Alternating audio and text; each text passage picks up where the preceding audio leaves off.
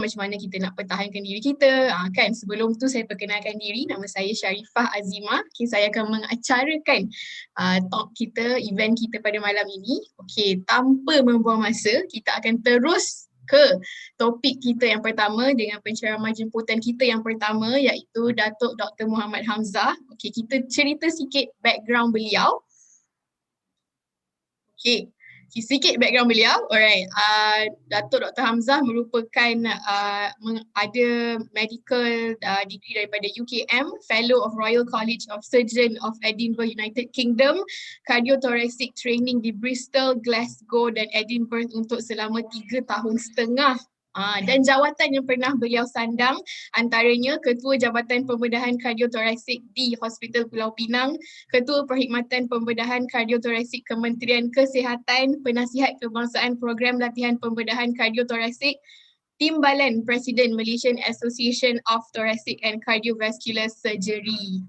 Sangat-sangat orang yang sangat saya hormati juga. Saya dah pernah pun attend, saya telah menghadiri banyak juga talk oleh beliau dan banyak ilmu yang beliau boleh kongsi sebab orang yang sangat berpengalaman. Okey, sekarang Datuk Dr. Hamzah bertugas sebagai Director Perubatan, Medical Director di sebuah hospital swasta dan menjadi visiting doctor di beberapa buah hospital di Malaysia sebagai pakar bedah jantung. Ni bukan kaleng-kaleng. Okey, so kita sangat-sangat bertuah malam ini. Tanpa membuang masa, saya mempersilakan Datuk Dr. Muhammad Hamzah. Persilakan, Dr.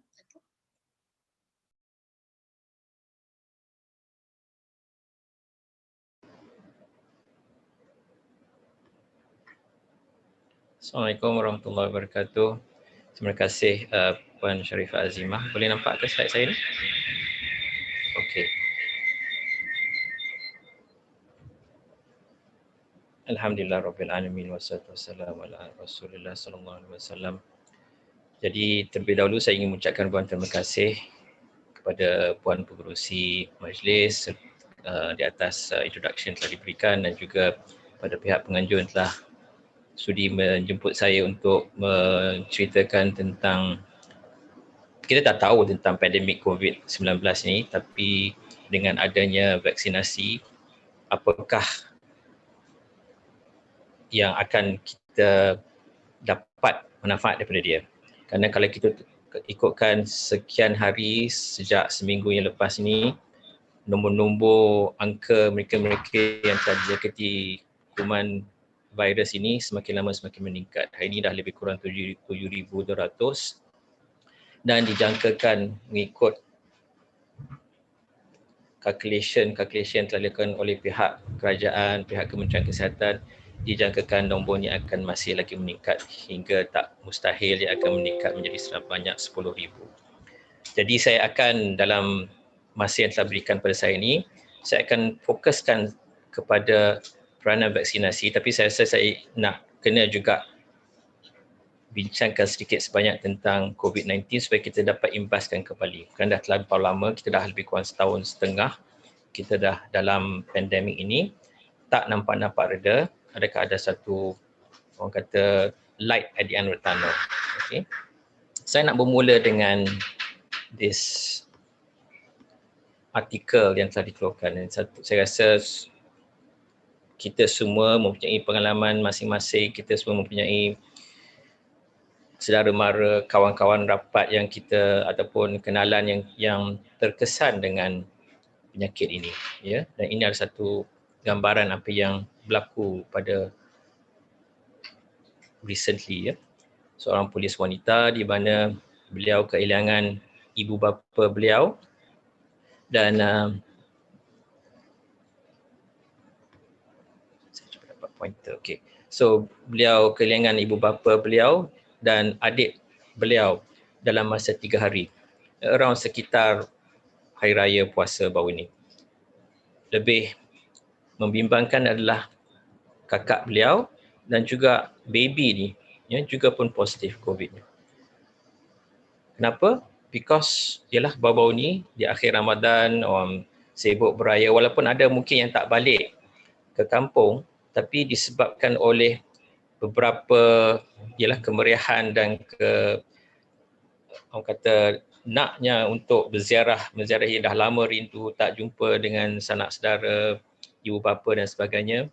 Mungkin ada yang terlupa, ada yang tak ingat nak mematuhi SOP itu sendiri, maka jangkitan kuman itu dah berlaku.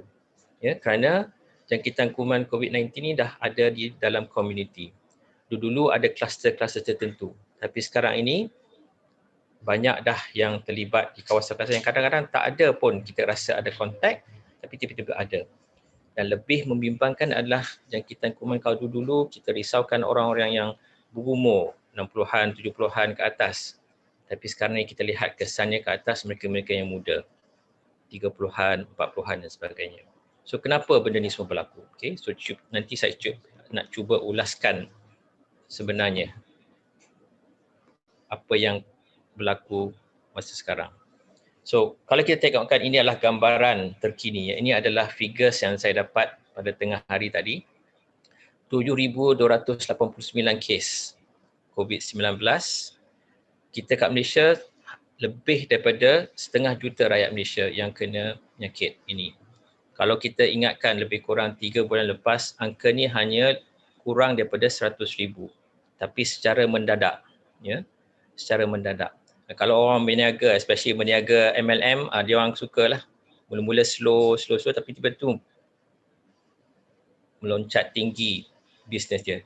Tapi ini bukan bisnes, ini adalah mereka yang telah dijangkiti dengan kuman COVID-19 itu sendiri. Angka kematian pun semakin meningkat. 3 bulan yang lepas, angka kematiannya hanya sekitar kurang daripada 500. Tetapi angka ini telah meningkat secara mendadak. Ini vertikal dia punya line, ya. It took 1 year untuk kita capai angka 500 dengan death rate of 0.42%. Tapi dalam sekelip mata sahaja, ya, dalam tempoh antara Januari hingga Februari naik menjadi lebih daripada 500, naik ke 1,000 dan seterusnya sampailah sekarang ni lebih daripada 2,000 orang mereka yang telah meninggal dunia dengan kadar kematian 0.7%. Kita katakan mungkin 0.7% ni kecil kalau bandingkan dengan penyakit-penyakit lain, ya. Tapi kalau kita ikutkan angka yang mereka meninggal dunia, it is just one too many, ya. Yang lebih masalah lagi adalah ini adalah angka daripada bilangan katil-katil ICU, kerana mereka yang teruk ni terpaksa dirawat dalam ICU, ya. Ada ICU yang telah dikhaskan khusus untuk merawat pesakit-pesakit COVID ini. Itu Hospital Sungai Buloh, kita kenal sebagai Hospital Sungai Buloh, ya. Tapi disebabkan Hospital Sungai Buloh pun tak tepu katil ICU mereka, ya, maka hospital-hospital lain pun terpaksa bermain peranan untuk membekalkan katil ICU mereka untuk mengkhususkan untuk merawat pesakit-pesakit mereka yang teruk, yang terpaksa memerlukan bantuan pernafasan untuk dirawat, ya.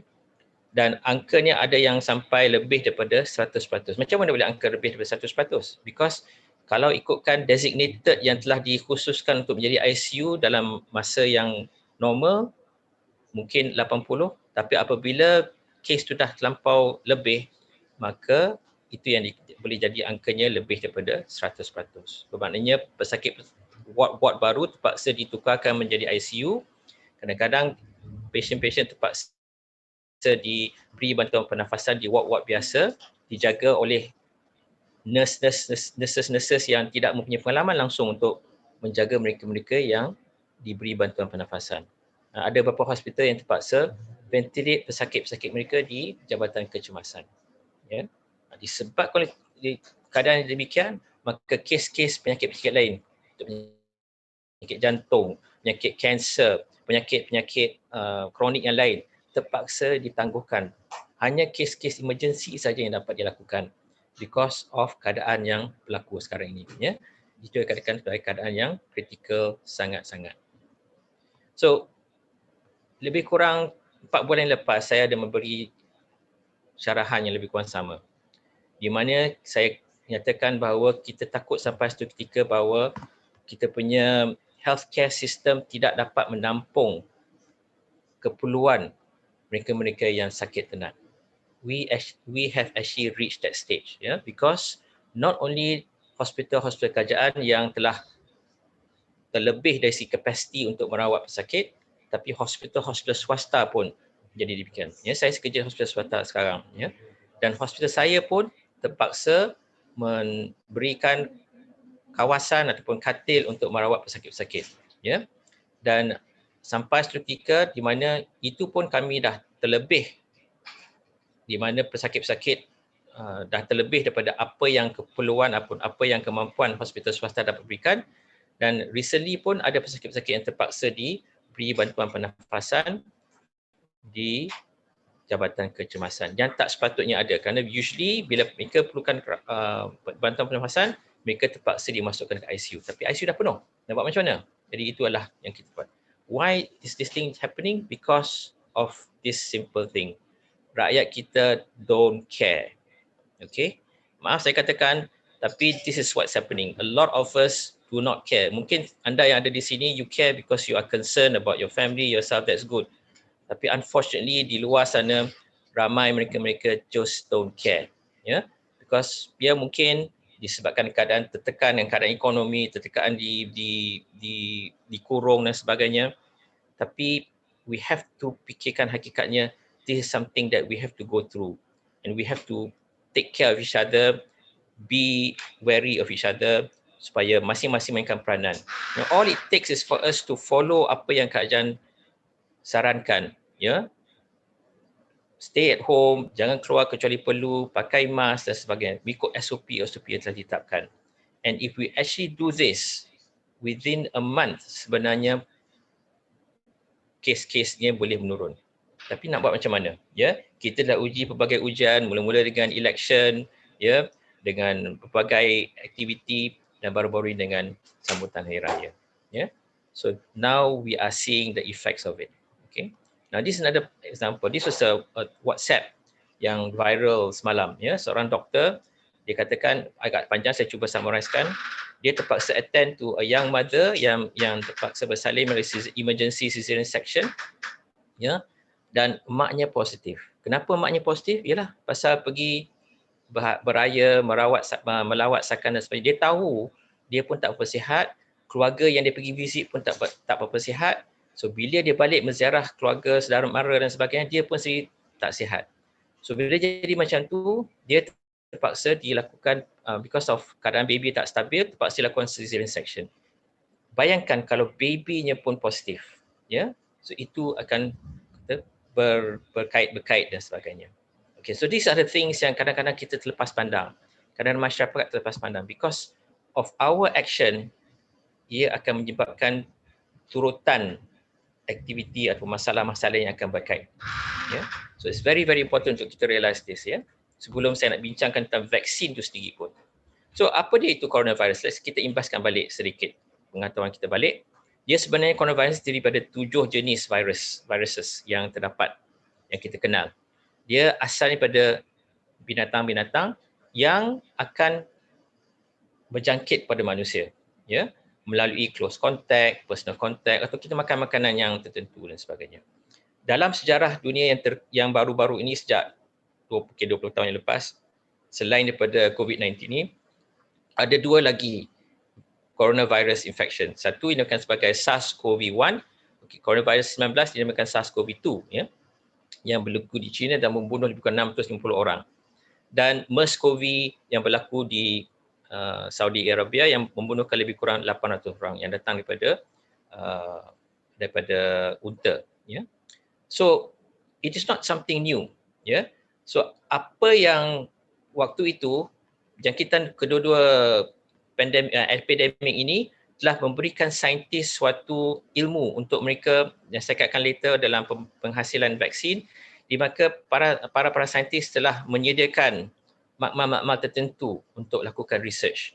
Cumanya penyakit SARS-CoV-1 dan MERS-CoV ini dia sekejap aja, untuk lebih tak sampai 2 tahun something like that, and after that it went away. Tak buat vaksin pun, tak perlu buat vaksin. Tapi COVID-19 ini dijangkakan akan perpanjangan. Some studies has stated that selama mungkin as long as 5 years or so kalau tidak ada penemuan rawatan yang khusus untuk merawat penyakit ini. So bayangkan, do you want to be in that kind of situation? Lockdown, kerja balik. Lockdown, kerja balik. Dan akan kuman, kes meningkat. So we have to do something. We have to realise apa yang perlu kita buat. Ya. So sebenarnya virus ini, bentuk dia lebih kurang ni adalah elektron mikroskop. Kecil je, kita tak nampak pun. Kita perlu menggunakan elektron mikroskop untuk nampak, untuk tengok virus ini. Ya.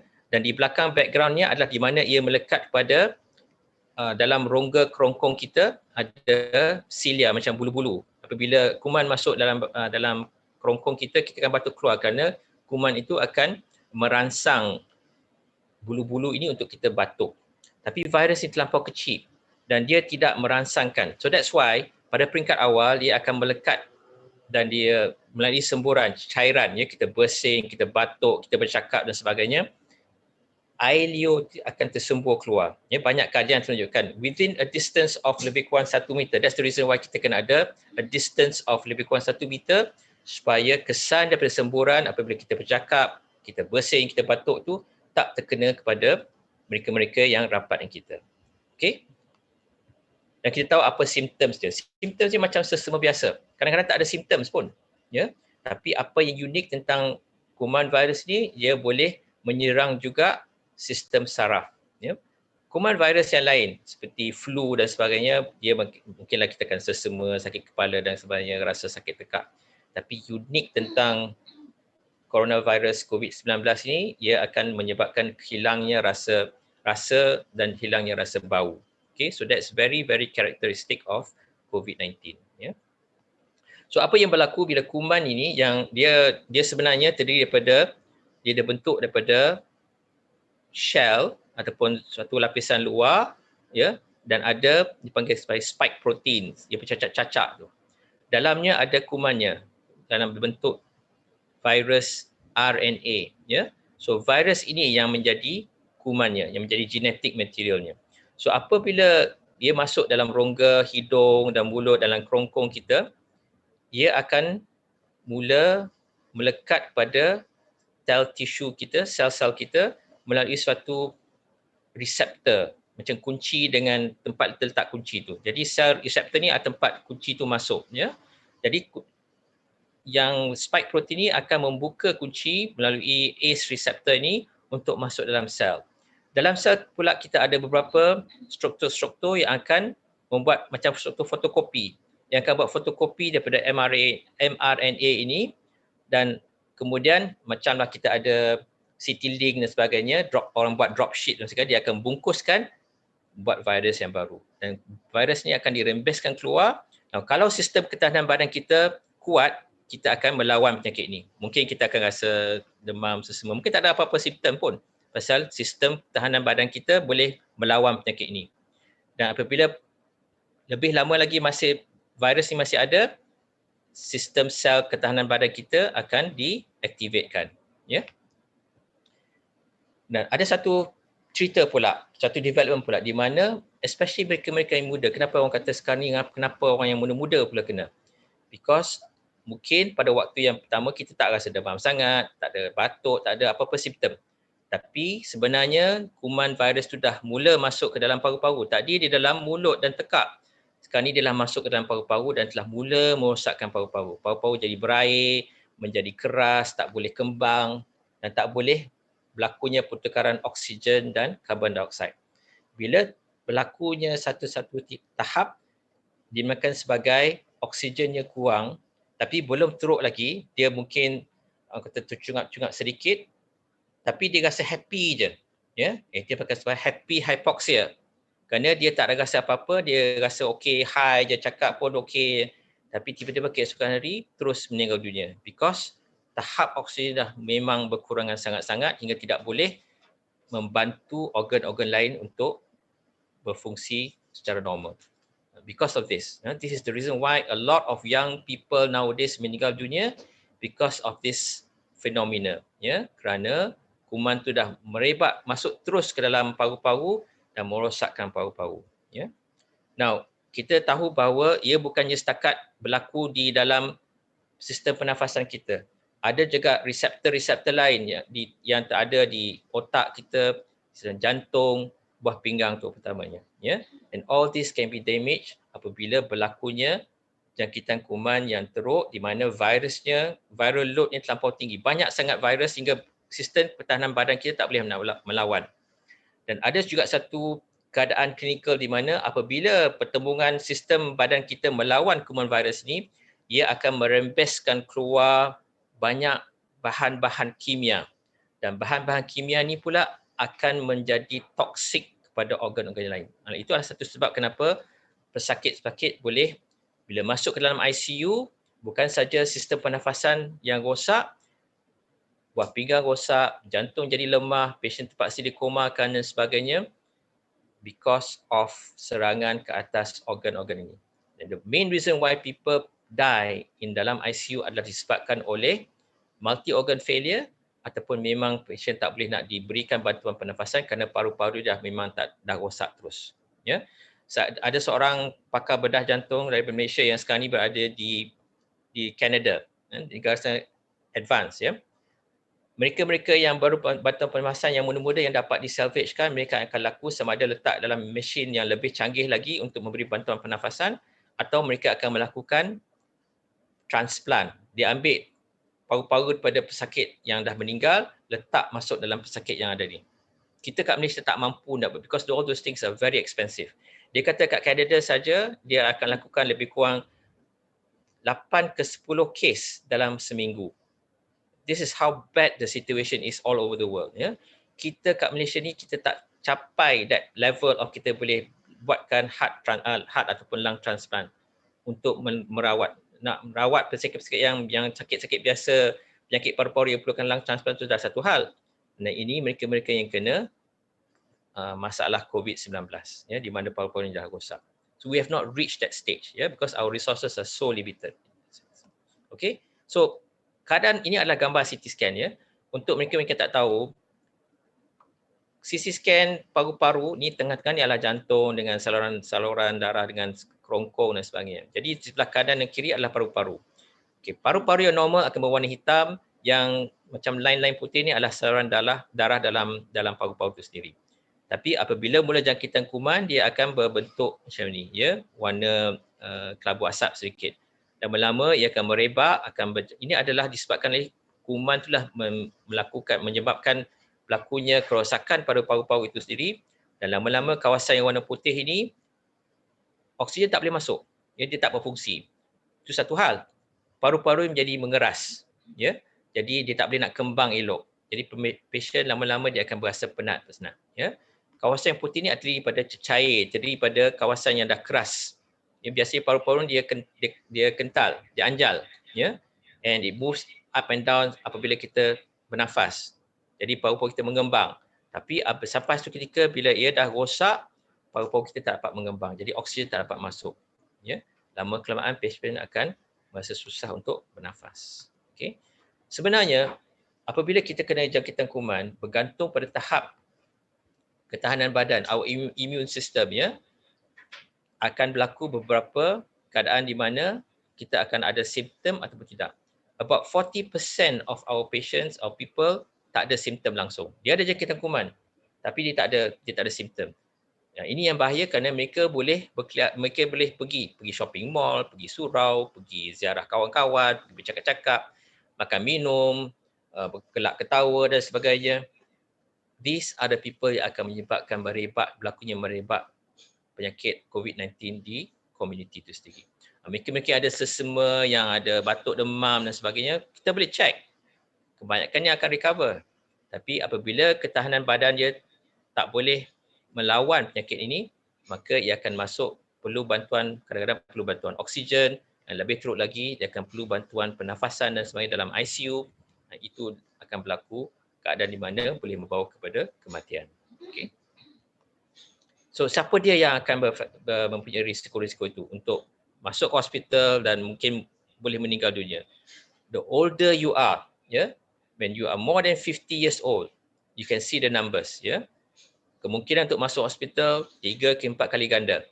Tapi lebih menakutkan apabila when you are more than 50 years old, you are 30 times higher than the normal population. Ya, orang masuk ICU sekejap untuk masalah apa masalah. Bandingkan mereka-mereka yang masuk ICU diberikan bantuan pernafasan, if you're more than 50 years old, if you're COVID positive, paru-paru dah rosak, you have a 30 times higher chance. The older you are, the higher your chance of dying from COVID-19 if you are going to be in ICU. Langkah untuk reducekan COVID-19 senang. Wear a mask, keep away from people, basuh tangan, benda ni yang telah selalu ditekankan. Tapi pasal benda dah lama, jadi kita dah jadi lali. Kita tak terlepas pandang benda ni kadang-kadang. Ya, saya pun kadang-kadang terlepas pandang. But it's something that we have to do it. We have to be disciplined about it, right? Now, on top of the age, ada lagi mereka-mereka yang punya masalah penyakit kronik seperti sakit jantung, kencing manis, masalah paru-paru seperti asma, lelah dan sebagainya. Mereka-mereka yang merokok, mereka-mereka yang darah tinggi, mereka-mereka yang masalah kanser. All these are the relative numbers compared to those people yang tak ada masalah tersebut. Okay? So the more you have high blood pressure, diabetes dan sebagainya. Yeah? Okay. This is superimposed in pink is negara-negara yang punya kadar penyakit jantung yang tinggi, termasuklah kat Malaysia. Okay? Every year 17 million people die. Kita kat Malaysia pun tak kurangnya, ya. 4.1% rakyat Malaysia punya kencing manis, ya. Darah tinggi, kolesterol. Kalau kecampurkan semua 8.1%. Kita kat Malaysia ni have got one of the highest incidences of heart disease. Termasuk the highest incidence of diabetes, masalah darah tinggi, masalah kolesterol dan juga masalah obesity. Okay, all this menjadi satu ramuan, a recipe for disaster. Okay, and even ladies yang pregnant, yeah, because bila perut dah semakin membesar, yeah, dia akan tekan ke atas paru-paru kita dan kita biasalah bila dah 8-9 bulan mengandung dan sebagainya, dah perut semakin besar, jadi sistem pernafasan tu biasanya kaum ibu yang mengandung tu dia akan tercungak-cungak sedikit. So you are also at risk of developing problems kalau dapat COVID-19 semasa mengandung. Okay. So ini yang kita tak nak. Dan ini sebenarnya hakikatnya kita unfortunately kita menghadapi masa ini. Pertembungan antara mereka-mereka yang ada penyakit COVID-19 on top of those mereka-mereka yang ada chronic diseases. Kencing manis, darah tinggi. Ramai orang yang muda-muda, umur 30-an, 40-an dah kena kencing manis. Kena darah tinggi, obese dan sebagainya. So you all are at risk of getting it. If you don't do something about it, if you don't vaccinate, if you don't take langkah-langkah untuk increase your immune system, okay, the numbers are just going to go up, unfortunately. Ya, sekarang ni mungkin 7,000, tak mustahil seminggu dua lagi ia akan meningkat jadi 10,000. And then waktu itu our healthcare system will collapse. I can tell you our healthcare system will collapse, alright? Okay, so hakikatnya 3 je. Apabila kita kena jangkitan kuman, sama ada kita ikut jaluran rawatan, treatment. Sekarang ni terus terang saya kata tak ada rawatan yang spesifik untuk mereka-mereka yang kena COVID-19 ini. Ya, hanya apabila terpaksa masuk ke ICU, barulah kita cari ubat untuk merawat mereka-mereka yang dah mengalami komplikasi. Tapi apabila mereka-mereka yang baru mungkin demam sikit dan sebagainya, tak ada ubat spesifik. Ya. So kita berbekalkan kepada dua. Kita nak prevent, okay? Kita nak cegah, ataupun another alternative is to increase the immunity. Yang ini Dr. Linda akan touch sebentar lagi. So saya akan nak cakap tentang vaksin. Barulah nak mula tajuk tentang vaksin itu sendiri. Ya, sekarang ni kita dalam this phase, social distance, pakai mask, basuh tangan dan sebagainya. Tapi sekarang alhamdulillah mungkin adalah sedikit orang kata kelegaan apabila vaksin mula diperkenalkan kat Malaysia. Okay. Walaupun saya kata tak ada treatment, tapi baru-baru ni dah diisytiharkan bahawa ini adalah kajian dilakukan di Israel, di-develop di Israel dan dilakukan kajian semula di UK, dan mereka telah menunjukkan bahawa ada suatu ubat yang boleh membunuh kuman virus itu sendiri, SARS-CoV virus. Ini masih dalam kajian dan nampaknya promising with very good results dan sebagainya. Within 72 hours, almost 99% of the viral load berkurangan, ya. Dan kita letakkan dalam hidung kita sendiri dengan nasal spray. Okay, jadi Mungkin in the future selain daripada bawa mouth spray dengan bawa hair spray, bawa perfume spray, kita akan bawa nasal spray untuk melawan COVID-19 ini. So dijangkakan it will take about another year or two before ia akan dapat dikomersialkan untuk seluruh dunia. Okay, so we hope that this will be a game changer and we are waiting for this very eagerly. Okay, so this is a promising treatment yang sekarang ni dalam peringkat kajian quite advanced, dah phase 2 nak masuk to phase 3 clinical trials. Okay, okay, so topik saya pada malam ini itu baru mukadimah yang panjang ya. So vaksin. So untuk memahami vaksin, saya nak ceritakan sikit sebanyak tentang sistem imuniti dalam badan kita. Ya, sistem imuniti dalam badan kita ada dua tahap. The first line of defense dengan second line of defense. Macam ia seperti polis dan askar dalam sesuatu negara. Ya, mula-mula kita hantar polis biasa atau askar-askar biasa untuk melawan mereka-mereka yang menceroboh. Okey. Kemudian apabila ia lebih canggih lagi, maka kita paksa panggil spesialis-spesialis, okay, untuk melawan. So this is the difference antara the first line of defense yang terdiri daripada sel-sel darah putih, the white cells dalam sistem saluran darah kita. And then the second line of defense adalah sel-sel darah putih yang telah ia macam komando, FRU dan sebagainya. These are very specialized cells yang, dan satu lagi ciri adalah dia ada memory. Dia boleh ingat apabila jangkitan kuman. So we use this knowledge untuk membentuk vaksin. Kerana ini adalah cara bila kuman masuk dalam badan kita, usually kuman virus atau masuk dalam badan kita, ini adalah cara badan kita mengambil tindak balas melawan kuman tersebut. Dan kenapa vaksin diberikan 2 kali? Because usually the first response badan kita akan menyebabkan pembentukan antibody, tapi apabila a second immune response dihasilkan, maka pembentukan antibody adalah lebih tinggi. So we make use of this knowledge untuk membuatkan vaksin, dan usually vaccines are given in 2 doses. Okay. So the SARS-CoV virus, macam mana kita tahu? Because the SARS-CoV virus telah dikaji dan didapati ia terdiri daripada mRNA diselaputi oleh shell ini dan dia ada spike protein. Jadi apa yang saintis guna dengan menggunakan nanoteknologi, dia ambil bahagian daripada mRNA ini yang menghasilkan spike protein. Dia tak ambil semua kuman ni. Dia just ambil sebahagian daripada mRNA ini yang menghasilkan spike protein ini. Okay? So this green area here, so they will take a bit of that, potongkan dengan cara menggunakan nanotechnology. Okay? And from there dia akan menghasilkan vaksin-vaksin yang kita ada sekarang ni. So the aim is to develop antibodies. Okay, so banyaklah syarikat-syarikat yang berlumba-lumba untuk menghasilkan vaksin. Okay, dan sekarang banyak telah digunakan yang kita kenal seperti yang Pfizer, yang AstraZeneca, yang ada kat Malaysia ada 3, dan saya akan bincang sedikit sebanyak all these 3 vaccines. Okay, yang pertama kat Malaysia yang ada adalah Pfizer.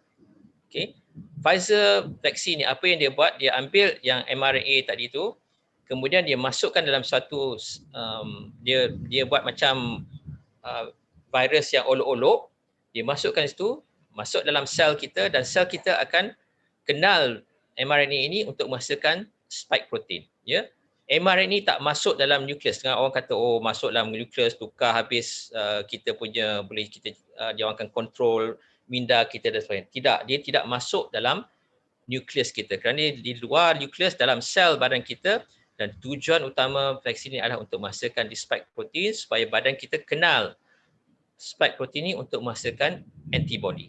Okay, ciri Pfizer vaksin ini adalah dia very good, very effective, 95% kalau ikut kajian yang telah dilakukan untuk menghasilkan antibody, untuk memberi kekebalan dan sebagainya. Dosnya tak tinggi dan jarak antara 2 dos adalah lebih kurang 3 minggu. Cumanya ia kena disimpan dalam peti sejuk yang sejuk sekali, ya, minus 70 degrees. This kind of refrigerator ni tak ada dalam hospital ataupun klinik. Kita tak boleh beli dekat Seng Heng dan sebagainya, because freezer biasa kita mungkin dalam 4 degrees saja. This is a super cold storage yang ada di hospital tertentu mungkin di mungkin other places dan sebagainya. Okay, so that's the main disadvantage of this vaccine. Ia memerlukan penyujukan yang tertentu. Otherwise, it's a very effective vaccine. Okay, dan it's been shown to be in clinical trials dan juga di dalam apabila kajian dilakukan real life, hampir lebih daripada 90%. Even dengan first dose dia capai 70%, lebih lagi apabila diberikan second dose, immune system kita tu meningkat menjadi lebih daripada 95%. Sama juga dengan Moderna vaksin, ya. Tapi kat Malaysia kita hanya importkan masuk the Pfizer vaksin. Okay, the next vaksin yang ada sekarang ni kat Malaysia adalah the Sinovac vaksin. Ini dihasilkan oleh negara China dan di mana dia mengambil virus. Okay, mereka mengambil virus di mereka mendapat jangkitan kuman di beberapa negara, dia simpan, dia culture dalam sel, dalam kidney chimpanzee. Okay, orang kata letak dalam babi jadi tak halal. No, actually kalau ikut kajian yang ikut apa yang dia orang dah hasilkan, because all this is available transparently dan sebagainya, so mereka culturekan this virus ni di dalam sel kidney chimpanzee, beruk. So apa yang mereka lakukan, mereka memberikan satu bahan kimia untuk membunuh mRNA dalam ni. Dia cuma simpankan the shell. Because remember, this is what we want, the spike protein yang kita nakkan.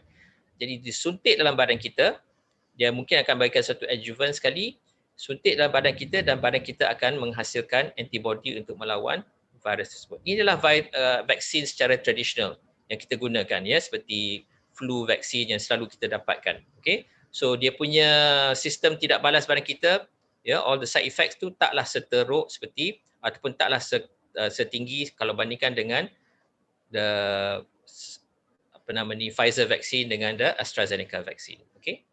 Now, the AstraZeneca vaksin pula dia lain sedikit. Dia di-develop oleh University Oxford dengan AstraZeneca. So, AstraZeneca adalah syarikat ubat yang besar seperti Pfizer. So, what they do is they also take the mRNA yang menghasilkan spike protein tu, tapi instead of letak dalam, dia buat sendiri bungkusan itu, mereka letak dalam satu carrier virus. Dia panggil adenovirus atau viral vector. Now, this carrier virus ni pula dia culturekan dalam sel-sel chimpanzee, ya, dan untuk membiakkan dia, dan dia ubah suaikan virus itu supaya tidak menjakitkan badan kita. Jadi kalau tidak, kita ada dua, ya, the virus from the chimpanzee itu sendiri dengan the mRNA. So virus ni macam orang kata virus yang telah dilalikan, the adenovirus dilalikan daripada chimpanzee itu, letakkan the code untuk mRNA untuk the spike protein itu, kemudian disuntikkan dalam badan kita untuk menghasilkan antibody. Jadi hasilnya adalah untuk menghasilkan antibody.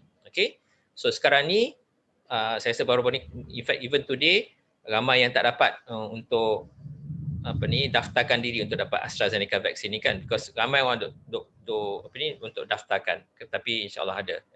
Just a matter of patience. Just keep hitting onto your keyboard, nanti insyaAllah akan dapat lah tu.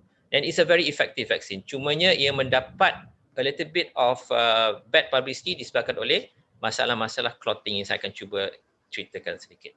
Tapi dari segi side effects dia adalah mana-mana vaksin yang kita dapat, ya, hepatitis B ke flu vaksin, kita memang akan rasa sakit sedikit di kawasan injection itu sendiri. Mungkin ada rasa demam sehari 2 hari, rasa letih, mengantuk, setengah waktu rasa sakit-sakit badan sedikit. Kebanyakannya all the symptoms yang akan hilang dalam masa 2 ataupun 3 hari, memadai makan Panadol saja. Okay. So how effective are all these vaccines? Dia adalah ringkasan daripada the effectiveness of all the vaccines yang ada dalam market sekarang ni. Yang Pfizer, yang Moderna, yang Russia, ya, AstraZeneca, yang Sinovac dan sebagainya. Dan J&J masih belum dikomersialkan lagi. So dia orang kata, Sinovac 50%. Actually sebenarnya, as long as you get vaccinated, untuk badan kita hasilkan immune system, dan sebenarnya di Sinovac is sesuai untuk orang muda-muda, because you are young, you already have your own natural immunity, so you just nak boost sedikit with your own immunity. Untuk orang tua-tua tak apalah, orang yang ada masalah penyakit, the frontliners, doctors, mungkin you want to have a little bit more powerful vaccine, okay, and in between you have the AstraZeneca vaccine. Okay, so any vaccine yang telah approved, yang telah buat kajian is suitable. Okay, as long as you can get to whatever vaccine you want. Of course, kita nak kena pertimbangkan. Ada orang kata, and memang ada travel advisory, negara-negara barat hanya recognize the Pfizer vaccine dengan the AstraZeneca, because kajian terperinci belum lagi dilaporkan, because the clinical trials yang telah yang digunakan, because there's also a little bit of politics involved, yeah. So mereka suruh kerajaan China untuk melakukan balik kajian, dan those kajian tu akan dihasilkan at the end of this year, baru kita akan dapat the full review of the grounds. Tapi sebenarnya kajian telah dilakukan di Brazil yang menunjukkan the Sinovac vaccine is about 60% effective, and in fact di negara Turki yang menggunakan Sinovac vaccine mengesahkan bahawa they achieve 90% immunity.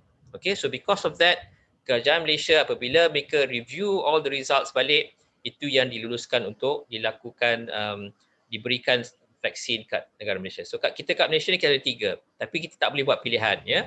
Pfizer vaksin, AstraZeneca vaksin, Sinovac vaksin, because bila kita boleh buat pilihan bila kerajaan katakan okay, you can daftar for this vaccine dan sebagainya.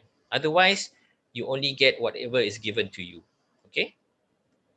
Alright. Now, the worry about AstraZeneca. AstraZeneca pula dia memanglah ada masalah tentang masalah perdarahan dengan blood clots, darah beku dalam otak, dalam jantung dan sebagainya.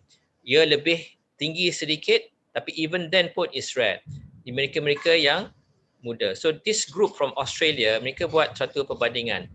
Risiko untuk dapat kena coronavirus ini masuk ICU berbanding dengan risiko mendapat blood clots ini. Okay? So dia dapati the younger you are is about the same, so you have to weigh antara nak terima vaksin ataupun you don't want to take the vaccine and your risk of getting infection. But it's especially recommended for those yang especially 50-an ke atas. Okay? So AstraZeneca is good for 50 and above. The coronavirus, the Sinovac vaccine, data untuk 60-an ke atas tak berapa jelas lagi. It is effective for the younger age group. So if you want to make it simple, Sinovac vaccine for the general public, for 60 and above, if you can wait untuk dapat the AstraZeneca, then go for AstraZeneca. Okay, tapi if not, even if you get the Sinovac vaccine pun tak apa. If you also get the Pfizer vaccine, that's also okay. It doesn't mean it's any better because the Pfizer vaccine a little bit more powerful, you will expect lebih lagi sedikit dari segi side effect dia. Okay. So the key is this, kita nak vaccinate ataupun dapat natural immunity is either that. Either vaccinate ataupun dapat natural immunity. Untuk dapat natural immunity, lebih ramai lagi yang nak kena jangkitan kuman. 70% of 32 million is a lot of people, ya, untuk dapat jangkitan kuman, and you expect higher death rate. Okay, so no choice, kita nak kena dapat vaksin supaya kita dapat kurangkan kemungkinan mereka yang, because ada tak semua orang akan dapat vaksin. Ada yang tak nak vaksin, ada yang masalah-masalah yang tentu yang tak boleh terima vaksin. Jadi mereka macam ni, kita pun nak kena jaga-jaga dan kita pun nak kena harapkan mereka tidak menjangkitkan orang lain. Okay. Is it effective? Yes. If you see recently kan kita tahu bahawa di United Kingdom, di United States, kadar dia meningkat terlampau tinggi. Tapi apabila vaksin diintroducekan, maka keadaannya menurun mendadak. Okay, up to the point where dah hampir kurang dan mereka telah membenarkan aktiviti ekonomi untuk bertambah. Ya, recently pun bola pun dia allow peminat-peminat bola untuk masuk ke stadium dalam 10,000 orang. Kalau tidak dulu tengok kat TV saja. Ya. Okay, so what are the common myths? You will not get COVID-19. Okay, because kita tidak guna langsung the whole virus. Kita hanya ambil sebahagian daripada virus itu sendiri. Okay, it will not change your genetic information. Okay, this nanotechnology, kecil sangat dalam bentuk cair. There's no way you can get microchips lah, magnetic material lah, whatever material they can track you down dan sebagainya. Okay, because it is so minute. Mungkin in the future teknologi akan ada, tapi not at this moment. Okay, so tapi walaupun mungkin anda yang telah kena vaksin dan sebagainya, you still have to be, still kena pakai your mask, wash your hands, because vaksin ini dengan antibody yang terbentuk akan mengelakkan kita daripada kena jangkitan kuman yang teruk sehingga membawa masuk ke hospital ataupun masuk ke ICU. Tapi ia tidak menghalang kita untuk menjadi carrier untuk mendapat kuman virus tersebut. Okay, so we can still be carrying the virus yang boleh menjangkitkan orang lain. Okay, so nak tak nak kita still pakai mask. Why? Because kita nak jaga mereka ni. Mereka yang dikatakan vulnerable age group. Mereka-mereka yang tua-tua yang tak boleh dapat vaksin. Mereka-mereka yang duduk di rumah-rumah jagaan orang tua-tua, ya, or even anak-anak yatim dan sebagainya, ya. Baby-baby yang kecil, mereka-mereka yang weak immune system, ya, on treatment for cancer dan sebagainya. Mereka-mereka yang tadilah kencing manis, darah tinggi, masa gemuk dan sebagainya, ya. Pregnant ladies. So these are the vulnerable age group. So we have to protect them, okay? And we don't want them to suffer the consequences of infection. Dan mungkin mereka tak boleh terima vaksin, so kita yang sihat-sihat ni digalakkan sangat-sangat untuk mendapat vaccination itu. Kita tak tahu how long this immunity daripada vaksin. Okay, because vaksin ni pun diperkenalkan at the end of last year and early this year. So we have to wait for a few more years to see how effective. Besar kemungkinan kita mungkin perlu sampai 3 dos ataupun dos setiap tahun. Okay. Kemudian virus pun dah semakin lama semakin bertukar. Dia pun dah pandai. Okay. Tapi setakat ini dikatakan the Moderna dengan Pfizer vaccine dan even the AstraZeneca, especially the Pfizer vaccine dengan Moderna vaccine masih lagi dapat melawan kuman-kuman yang mutated, virus yang mutated. Okay, the children age group and of course those yang special cases, ya, yang alahan, walaupun sebenarnya kalau alahan yang biasa-biasa tak ada masalah. Tapi biasanya sebelum anda fikir untuk dapatkan vaksin, please consult your doctors, okay, to ask whether are you okay or not to receive the vaccination. Okay, vaksin sekarang ni kat Malaysia sama ada diberikan di hospital ataupun di tempat di kawasan komuniti dan sebagainya. For those yang mempunyai masalah kronik, masalah jantung, saya nasihatkan kalau boleh dapatkan vaccination di hospital-hospital. Sekarang ni dah mula kajian bukakan vaksin center di hospital-hospital private. So at the moment semua vaksin dibekalkan oleh kerajaan. Kita tak perlu nak bayar apa-apa lagi. Okay, so the first round of vaksin ini kerajaan akan bayarkan. So I would advise you all grab this opportunity. Walaupun memang susah untuk get in, tapi bersabar, you will eventually get it. Okay, because once this round of vaccination dah habis, besar kemungkinan apabila kerajaan berikan untuk pihak swasta untuk bukakan, then there will be a cost added to it. Okay. Okay, apart from that, just a little bit, these are things that also be harming your immune system: alcohol, kurangnya tidur, unhealthy diet, dehydration, exercise, smoking, stress, anxiety. Okay, stress dengan saya bagi ceramah ni, saya rasa bertenang, count your blessings, daftar for your vaccines. Okay, so I won't go into too much details about this because I have to give way to Dr. Linda untuk bagikan syarahan dia. But hakikatnya, this coronavirus is just one of many viruses, many epidemics, pandemics yang akan berlaku. Okay, so we have to take care of our hygiene, take care of our health, increase our immune system. Okay, so this is something important because benda ni selagi kita berinteraksi dengan sekitaran, selagi kita berinteraksi dengan orang ramai dan sebagainya, selagi itu jangkitan kuman ni akan ada di dalam dunia itu sendiri. Okay, so I just repeat apa yang kita perlu buat. Kita reduce exposure by social distancing, pakai mask dan sebagainya, increase our immunity and reduce inflammation, and of course now that we have the vaccine and insyaAllah in the future we will have the actual treatment untuk COVID-19 virus itu sendiri. Okay, life has to go on. Okay, ekonomi nak kena dibuka, borders kena reopen. Okay, kita nak beribadat dan sebagainya. Nak travel pun sekarang ni dia dah tetapkan apa benda vaksin, semua orang, kebanyakan orang nak kena ada vaksin untuk travel, ya. So we have to reduce that. See, ni okay, maybe we're a bit sensitive about Israel, but this is what's happened, ya, kat Israel, ya. Apabila penyakit itu berluasa dan apabila dia mulakan introduce vaksin, everything dah sampai, dah tak ada jangkitan kuman, so back to almost normal. So this is what we want.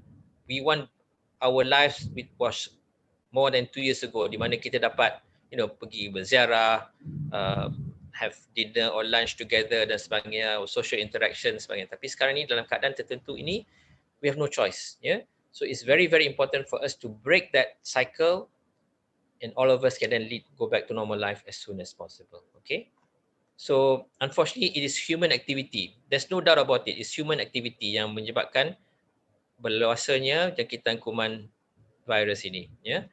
Unfortunately, kalau ikut World Economic Forum, ya, dalam suatu persidangan last year, ya, dijangkakan ada lebih kurang 800,000 kuman virus, ya, yang ada pada haiwan, manusia, haiwan, burung-burung dan sebagainya yang boleh menjangkit pada manusia itu sendiri, ya. So we have to protect ourselves, we have to jaga the environment, also increase our immunity. But sometimes certain things we tend to overlook. Ya, kita pakai mask and all this, kita protect ourselves. Tapi apabila kita dah habis, kita just go back to our bad habits, kita buangkan dia ke tepi jalan sebagainya. This is itself is going to cause all sorts of problems. Ya, clog the drains, it will cause jangkitan kuman dan sebagainya. Kuman membiak, tikus dan sebagainya. So will lead to more new diseases. Yeah. So it's very important for us to change our behavior untuk kita berikan keutamaan kepada kesihatan diri kita, keluarga kita dan masyarakat kita. Jadi sekian, Assalamualaikum warahmatullahi wabarakatuh. Terima kasih.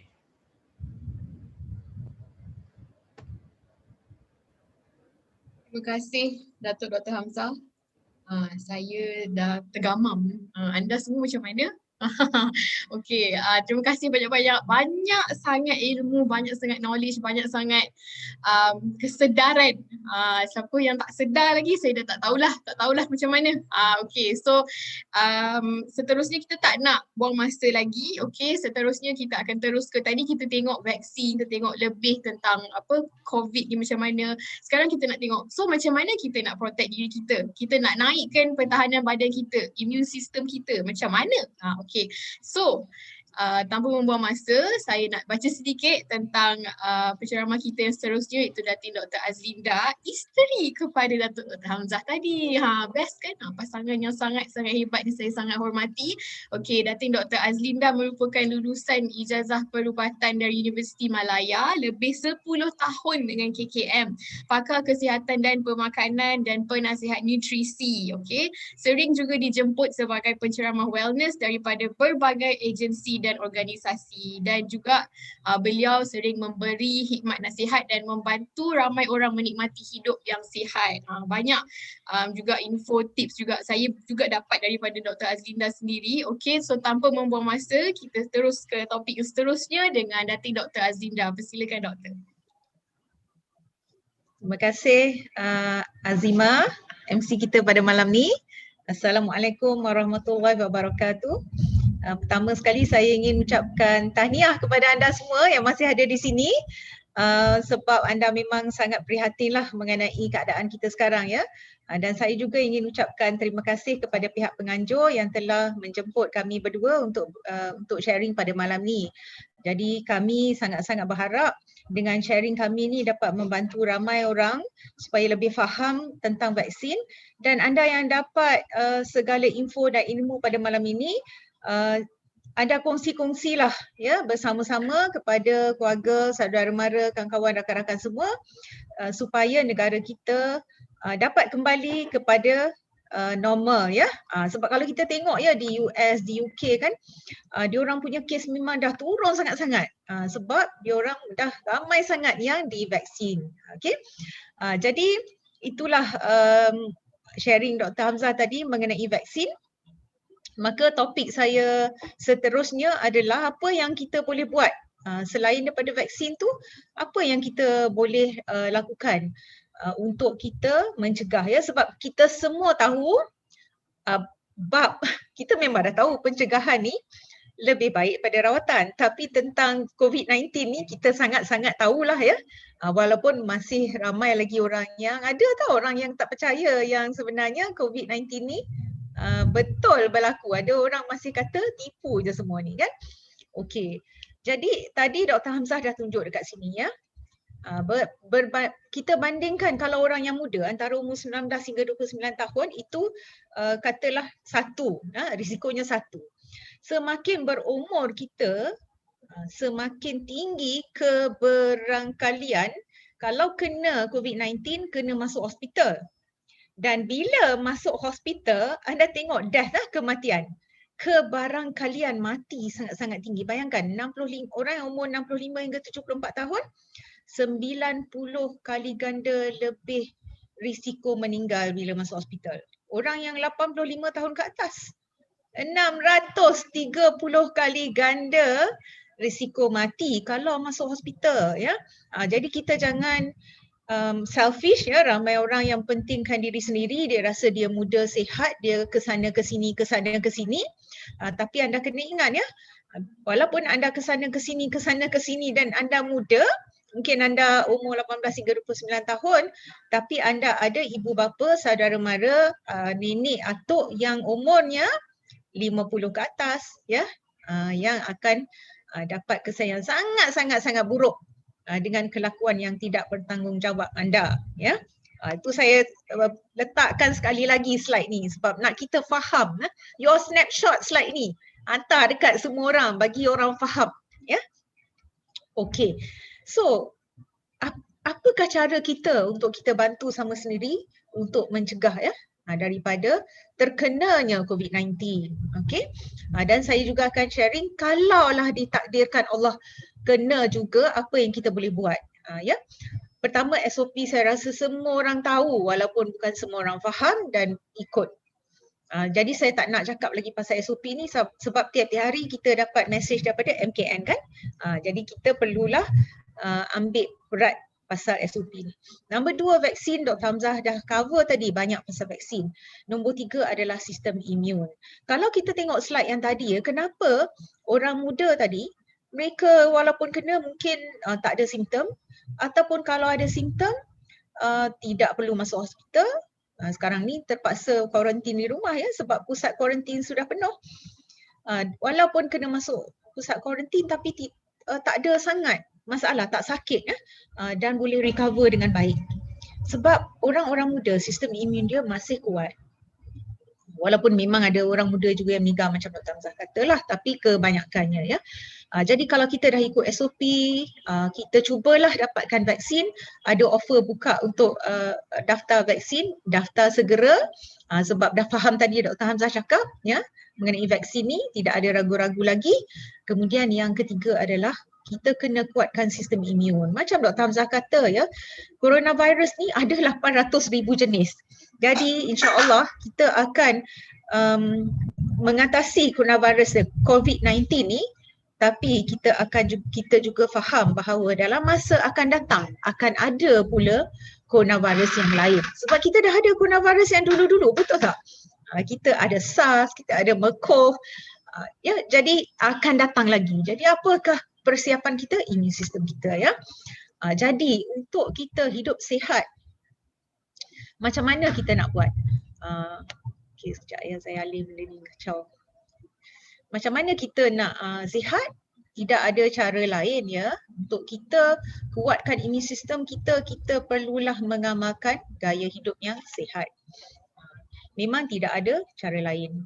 Inilah yang kita perlu lakukan. Jadi untuk hidup yang sihat ni, apa yang kita perlu? Kita perlu makan yang betul lah. Kalau kita makan yang tak betul, antara benda-benda yang kita buat tadi Dr. Hamzah cakap kan, antara benda yang kita perlu buat untuk kita sihat adalah pemakanan kita yang betul, exercise, tidur dan rehat yang cukup dan sebagainya. Jadi saya nak cakap hari ini mengenai makanan. Jadi kalau kita tengok di sini, apa yang kita perlu ambil dalam jumlah yang paling banyak adalah air. Ya, setiap 25 kg berat badan, 1 liter air kita kena minum untuk maintenance. Kalau kita berpeluh, kita kena ambil lebih lagi. Dan lepas itu apa yang kedua terbesar kita kena ambil adalah buah-buahan dan sayur-sayuran. Saya letak di sini 8 hingga 13 hidangan walaupun mungkin KKM mengatakan hanya 5 hidangan. Saya akan cerita kenapa saya pilih nombor yang begini ya, 8 hingga 13 hidangan daripada 5 jenis warna yang berbeza. Siapa ambil macam tu hari ni? Saya pun tak. Ya. Okey, kemudian kompleks karbohidrat, kita kena tukar kepada kompleks karbohidrat, bukannya karbohidrat ringkas seperti nasi putih, mi, roti, kuih tiaw. Ya, ini semua adalah karbohidrat yang simple, yang tak bagus untuk kita sebab boleh menyebabkan gula naik dalam badan ya.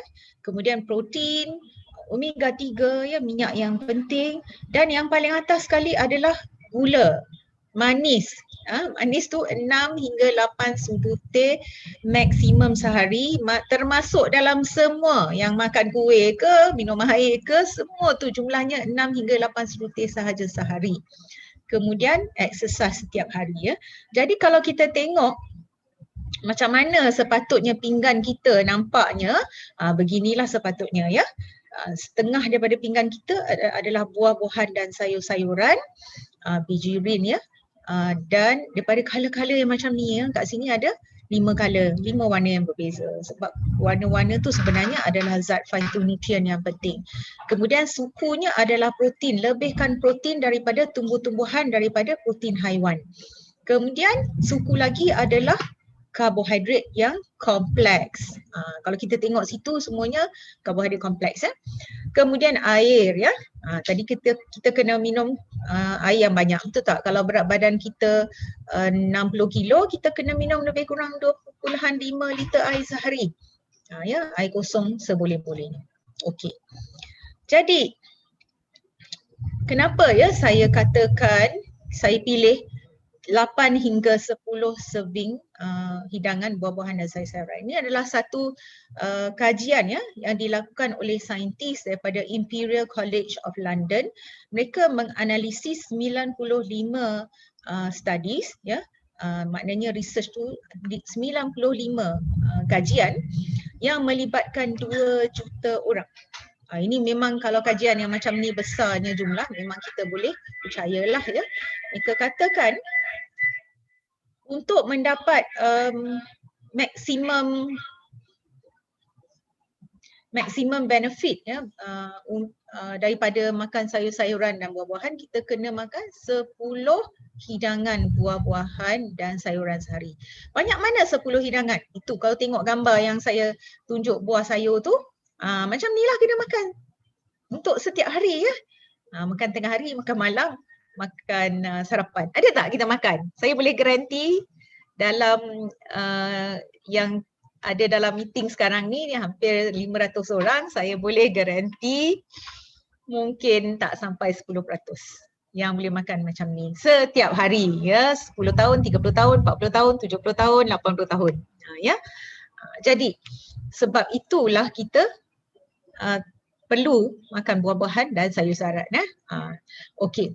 Jadi kita nak tengok pula ya, ada tak kajian mengenai zat-zat makanan ni boleh ke bantu COVID-19 ya, sama ada mencegah ataupun boleh membantu pesakit yang dah kena COVID-19 ni. Jadi saya memang tak boleh nak tunjukkan semua study. Siapa yang minat boleh screenshot, boleh juga cari banyak sangat-sangat artikel dalam internet yang anda boleh cari. Jadi saya sharing di sini beberapa sahaja ya. Jadi ini mengatakan immune boosting, antioxidant dan anti-inflammatory food supplement ya untuk COVID-19. Dalam tu dia tulis ya, dia tulis apa? Saya besarkan kat sini abstract dia. Dia kata apakah zat-zat yang penting yang boleh membantu tu, seperti zinc, vitamin D, vitamin C, curcumin ya. Curcumin tu kunyit probiotics kita pun ramai dah tahu ini adalah bakteria yang baik yang ada dalam usus kita ya. Dan ini dan juga dia kata apa ya, group of some of these phytonutrient. Apa tu phytonutrient? Phytonutrient tu adalah zat yang memberikan warna kepada buah-buahan dan sayur-sayuran. Okey? Ada lagi tak? Ada lagi. Immune boosting role of vitamin D, C, E, zinc, selenium, omega 3 ya. Omega 3 dalam membantu COVID-19 patient ya. Ini apa yang dia kata? Sama juga ya. Dia katakan vitamin C, D, E, zinc, selenium, omega 3 ni well established immunomodulator ya. Dia ada benefit kepada pesakit-pesakit, ada potential benefit untuk merawat pesakit ya. Okey, conclusion dia macam ni dia kata. Jadi supplementation untuk zat-zat yang disebut tadi, supplementation of higher dose of vitamin D. Jadi kita kena faham ya, kita kena faham maintenance dose berapa, kita kena faham untuk membantu pesakit-pesakit COVID-19 ataupun orang kita nak mencegah daripada penyakit ni, kita kena ambil dos yang lebih tinggi. Okey, supaya dapat positive effect during COVID-19 infection. Okey, yang ini adalah satu kajian yang dilakukan oleh Dr. KKM di Hospital Pulau Pinang, di mana mereka memberikan vitamin C yang tinggi, dos yang tinggi dengan IV ya, kepada pesakit-pesakit yang masuk ke ICU. Jadi walaupun datanya tak ramai 14 orang sahaja, tapi ini mungkin juga boleh start dengan the beginning of research pasal memberi vitamin C kepada pesakit dalam ICU. Kalau kita tengokkan yang diberi vitamin C tinggi 57% boleh balik dengan sihat, hanya 14% sahaja yang meninggal ya. Tetapi banding dengan yang tidak diberi vitamin C, 71% yang meninggal, 29% balik tetapi discharge with disability, maknanya ada kesan sampingan sakit tadi ya, dia tidak pulih 100%. Okey. Lagi mengenai zat makanan dan suplemen, ini menyatakan tentang probiotics. Apa dia cakap ya? Suplemen, probiotik dan nutraceutical. Maknanya rawatan menggunakan nutrition kepada pesakit-pesakit COVID-19. Dia kata large scientific evidence support this ya. Sebab dia boleh membantu immune system kita ya. Okey, banyaklah ya. Probiotics juga ada cerita sini. Okay, kenapa saya tunjuk ni semua? Sebab mungkin kita rasa perlu ke? Tak ada pun doktor cakap kan. Perlu ke tak perlu. Cuma saya nak cerita. Saya ada kawan yang memang masuk hospital disebabkan COVID-19. Memang doktor bagi vitamin C yang tinggi ya. Ada kawan saya dia makan 500 mg vitamin C 3 kali sehari yang diberi oleh doktor semasa di hospital ya, dan pesakit yang di dalam ICU diberi jauh lebih tinggi lagi ya. Okey. Probiotik juga okey, kalau ikut artikel ni siapa nak baca lebih screenshot dan boleh tengok ya, dia ini mengatakan kepentingan probiotics dalam membantu kita untuk fight disinfection ya. Saya tak nak pergi lanjut sebab ada banyak lagi slide saya ya. Okey, jadi macam saya kata tadi, kita kena amalkan pemakanan yang sebegini. Tetapi kita sendiri sedar, kita sendiri tahu diri kita sendiri bahawa amatlah challenging, mencabar untuk kita makan begini setiap hari. Dan tengok pula anak-anak kita, tak payah cakap anak orang lah, anak saya sama juga ya. Anak-anak memang kurang makan buah-buahan dan lebih-lebih lagi sayur-sayuran. Jadi itulah yang saya rasakan bahawa suplemen itu merupakan satu keperluan, bukan lagi satu pilihan. Lebih-lebih lagi lah dalam keadaan sekarang ni ya. Kita kena sama-sama pastikan immune sistem kita kuat. Lagi kita berumur, lagilah sangat-sangat penting untuk kita pastikan, sebab lagi berumur kita, lagi kalau terkena COVID-19, na'udzubillah, God forbid, lagi buruk kesannya ya. Okey, dan di sini saya nak menceritakan tentang suplemen yang brandnya adalah Nutrilite ya. Kenapa ya? Sebab Nutrilite ni adalah satu-satunya brand global ya yang menanam sendiri buah-buah dan sayur-sayuran di ladang mereka yang disahkan organik. Jadi maknanya tumbuh-tumbuhan, sayur-sayuran yang dimasukkan ke dalam suplemen Nutrilite adalah disahkan organik. Dan Nutrilite diasaskan oleh Karen Bock pada tahun 1934. Jadi maksudnya tahun ini berapa tahun ya? 80 lebih tahun ya, 86 tahun dah ya, masuk 87 tahun sudah berada di pasaran dunia. Jadi sangat saya percayai sebabnya sudah lama, sudah establish. Kalau tak bagus sudah lama lingkup, betul tak? Okey. Dan jangan risau untuk kita Muslim di sini, semua produk Nutrilite yang dijual di Malaysia, Brunei dan juga Singapura dan banyak lagi negara-negara lain mendapat sijil halal daripada IFANCA, iaitu the Islamic Food and Nutrition Council of America. Ini tanda halalnya yang bulan sabit ada M di tengah ya. Dan IFANCA ini disahkan oleh JAKIM ya, dan kita juga ada sijil halal daripada Korea Muslim Federation untuk beberapa jenis produk. Jadi anda tidak perlu risau tentang kualiti dan juga kehalalannya ya. Okey, jadi untuk dapat semua buah-buahan dan sayur-sayuran yang cukup tadi ya, saya ingin syorkan kita ambil double X. Double X ni mengandungi 3 jenis tablet Kalau anda tengok situ 3 tablet yang berlainan warna.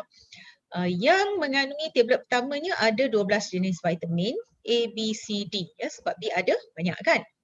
Okey, ada 7. Kemudian ada 9 jenis mineral iaitu magnesium, kalsium, molybdenum, zinc ya. Tadi kita sebut banyak zinc kan. Zinc sangat penting untuk imun sistem kita juga. Copper, manganese, kromium, potassium dan sodium. Dan ada 17 jenis pekatan tumbuh-tumbuhan. Ya, jadi dia bukan saja untuk imun sistem tapi boleh melindungi badan kita daripada kerosakan dan juga penyakit-penyakit kronik ya. Kalau kita tengok apakah buah-buahan sayur-sayuran yang ada di dalam Double X, inilah semuanya. Maka adalah mustahil untuk kita makan semuanya ini, lebih-lebih lagi semua tumbuhan dan sayur-sayuran yang ada dalam ini disahkan organik. Untuk kita yang ada di Malaysia, memang saya boleh garanti mustahil untuk kita cari dan makan semua ni. Kalau boleh makan pun tak boleh cari ya, sebab nak disahkan organik. Jadi semua ni ada dalam Double X tersebut ya. Jadi memang menang membeli, menang memakai lah ya. Sangat-sangat bagus kualitinya. Okey, untuk kanak-kanak jangan risau sebab kita takkan kita saja nak imun sistem kuat kan, sebab kita tahu COVID-19 ni ramai juga kanak-kanak yang terkena. Kita pun dah tengok banyak video yang kanak-kanak ada di pusat-pusat kuarantin, betul tak? Jadi ini adalah untuk anak-anak kita yang tak boleh telan lagi, yang hanya boleh ngunyah sahaja ya. Jadi mereka boleh ambil cuba multivitamin yang mempunyai 10 vitamin dan juga zat besi ya. Dan macam mana mereka nak dapat sayur-sayuran? Jangan risau ya, sebab kita ada Kids Botanical Beverages. Ini adalah minuman yang mengandungi buah-buah ya. Mango, kiwi, banana, pisang ya, apple, nanas, sweet potato, keledek. Dan juga purple carrot. Saya tak pernah tengok pula purple carrot ni macam mana kan. Wah, sangat special. Jadi kita tengok di sini pun banyak color tak? Banyak warna di sini. Lepas tu ada santan. Sekarang kita dah tahu kan santan ni sangat bagus untuk kesihatan kita. Dan protein pula adalah daripada chia seed, white chia seed putih dan brown rice. Lebih kurang 3 gram protein untuk satu paket. Ya. Jadi tidak ada soy, tidak ada susu untuk orang yang lactose intolerance ya. Jadi ini adalah sumber tumbuh-tumbuhan semuanya ya untuk anak-anak kita. Kemudian tadi banyak cakap pasal vitamin C, betul tak? Vitamin C sangat-sangat penting. Macam doktor di hospital pun memang bagi vitamin C untuk pesakit-pesakit yang ada di dalam hospital. Okey, jadi vitamin C nucleate adalah daripada kepekatan Acroleacheri yang juga mengandungi zat-zat lain ya, sebab buah-buahan dia mengandungi macam-macam zat lain ya. Dan juga Bio-C ni special sebab apa ya, dia adalah slow release formula. Jadi vitamin C ni sebenarnya bila diserap oleh badan tidak boleh disimpan sebab dia adalah larut air. Jadi bila kita makan dia akan naik dalam badan dan kemuncaknya pada jam kedua, selepas jam keempat dia sudah hilang, sudah habis. Tetapi bila ada slow release ni, dia perlahan-lahan dimasukkan ke dalam darah kita, diserap dan bertahan selama 8 jam. Jadi kalau 8 jam maknanya kita ambil 3 kali sehari lah. Macam kawan saya di hospital ambil 500 mg 3 kali sehari. Ya. Jadi 1 biji Bio-C ni sama dengan 500 mg vitamin C. Kalau kita nak makan orange, tak apalah, tak payahlah makan orange lah. Kita kena makan 7 biji orange. Jadi kalau nak dapat 500 mg 3 kali, kena makan 21 biji orange. Agak tak menasabah, betul tak? Okay. Kalau nak makan lemon pula, saya tahu ada setengah, alhamdulillah lah, setengah Qaryah masjid ke semua surau kan. Dia dah tahu kawasan Qaryah dia ramai yang kena COVID-19. Dia hadiahkan lemon kepada setiap rumah. Tapi anda bayangkan ya, kalau nak dapatkan 500 mg vitamin C, kena makan 16 biji lemon. Memanglah mustahil, cereberet kita sakit perut semua, betul tak? Dan tak payah cakap lagi tentang harganya ya. 1 biji lemon harganya RM1.50. Memang sangat mahal lah ya, dan mustahil lah untuk dapat. Jadi senangnya telan saja Bio-C Plus ni ya. 1 biji 3 kali sehari. Okey, untuk kanak-kanak, anak-anak kita yang tak boleh telan, jangan risau, ada chewable natural C daripada SC rolla cherry. Ni SC cherry bukan apple ya, diambil ketika dia hijau sebab kandungan vitamin C-nya sangat tinggi. Okey. Kemudian omega 3 tadi ada paper yang cakap pasal omega 3. Omega 3 sangat-sangat penting juga untuk immune system. Bukan saja immune system tapi banyak lagi tugas dia yang lain saya senaraikan di sini tapi saya tak sempat nak go through semua. Jadi saya merahkan immune system tu sebab itu yang kita nak fokus pada hari ini. Ya. Jadi satu kapsul sama dengan kita makan salmon yang harganya RM8. Ya. Untuk kanak-kanak tak boleh telan yang besar tu ada yang boleh kunyah iaitu gummy. Ya, gummy ni untuk kanak-kanak, anak-anak kita tak boleh kunyah, kita boleh bagilah gummy ni untuk mereka untuk dapatkan 50 mg DHA ya, satu gummy. Okey. Kemudian tadi kita cakap pasal probiotics. Apakah pentingnya? Kita dah tahu ya bahawa sistem imun kita ni 70%-nya berada di usus. Ya. Dalam usus kita ada lebih daripada 100 trilion bakteria daripada beratus-ratus spesies sehinggalah 1000 spesies yang berlainan. Ya. Jadi dia sangat-sangat penting untuk kesihatan kita. Okey, jadi mana kita nak dapat probiotics yang banyak ni ya? Kita boleh makan tempe, kita boleh makan kimchi ataupun yogurt, kefir, ya macam-macam lah kita boleh ya. Tetapi kita kena juga tengok kandungan garamnya ya. Biasanya yogurt drink ni bergula yang banyak ya, dan juga kosnya. Tetapi kita boleh gantikan dengan mixed probiotic with chicory root extract ya. Neutralite mixed probiotic with chicory root extract yang mempunyai satu paket yang mempunyai 6.3 bilion bakteria daripada 5 jenis spesies yang telah dipilih ya. Dan yang pentingnya bila kita makan dia sampai hidup-hidup di usus kita. Kalau kita makan tapi dihancurkan oleh asid dalam perut kita yang asidnya sangat tinggi dan tak guna, membazir saja, betul tak? Jadi yang ini memang telah diolahkan supaya boleh sampai hidup-hidup dan melekat kepada usus supaya dapat bertindak. Bersama-sama dengan ini juga ada chicory root extract iaitu adalah makanan untuk bakteria tadi. Okey. Okey. Yang last saya nak share adalah triple booster. Ya, triple booster ni adalah sebenarnya botanical beverage mix SC rolla cherry, licorice and turmeric. Turmeric adalah kunyit ya. Licorice ni biasanya orang bubuh dalam minuman ke apa untuk rasa manis ya. Apa yang sangat special di dalam ni ada acerola cherry tadi memberikan kita vitamin C ya.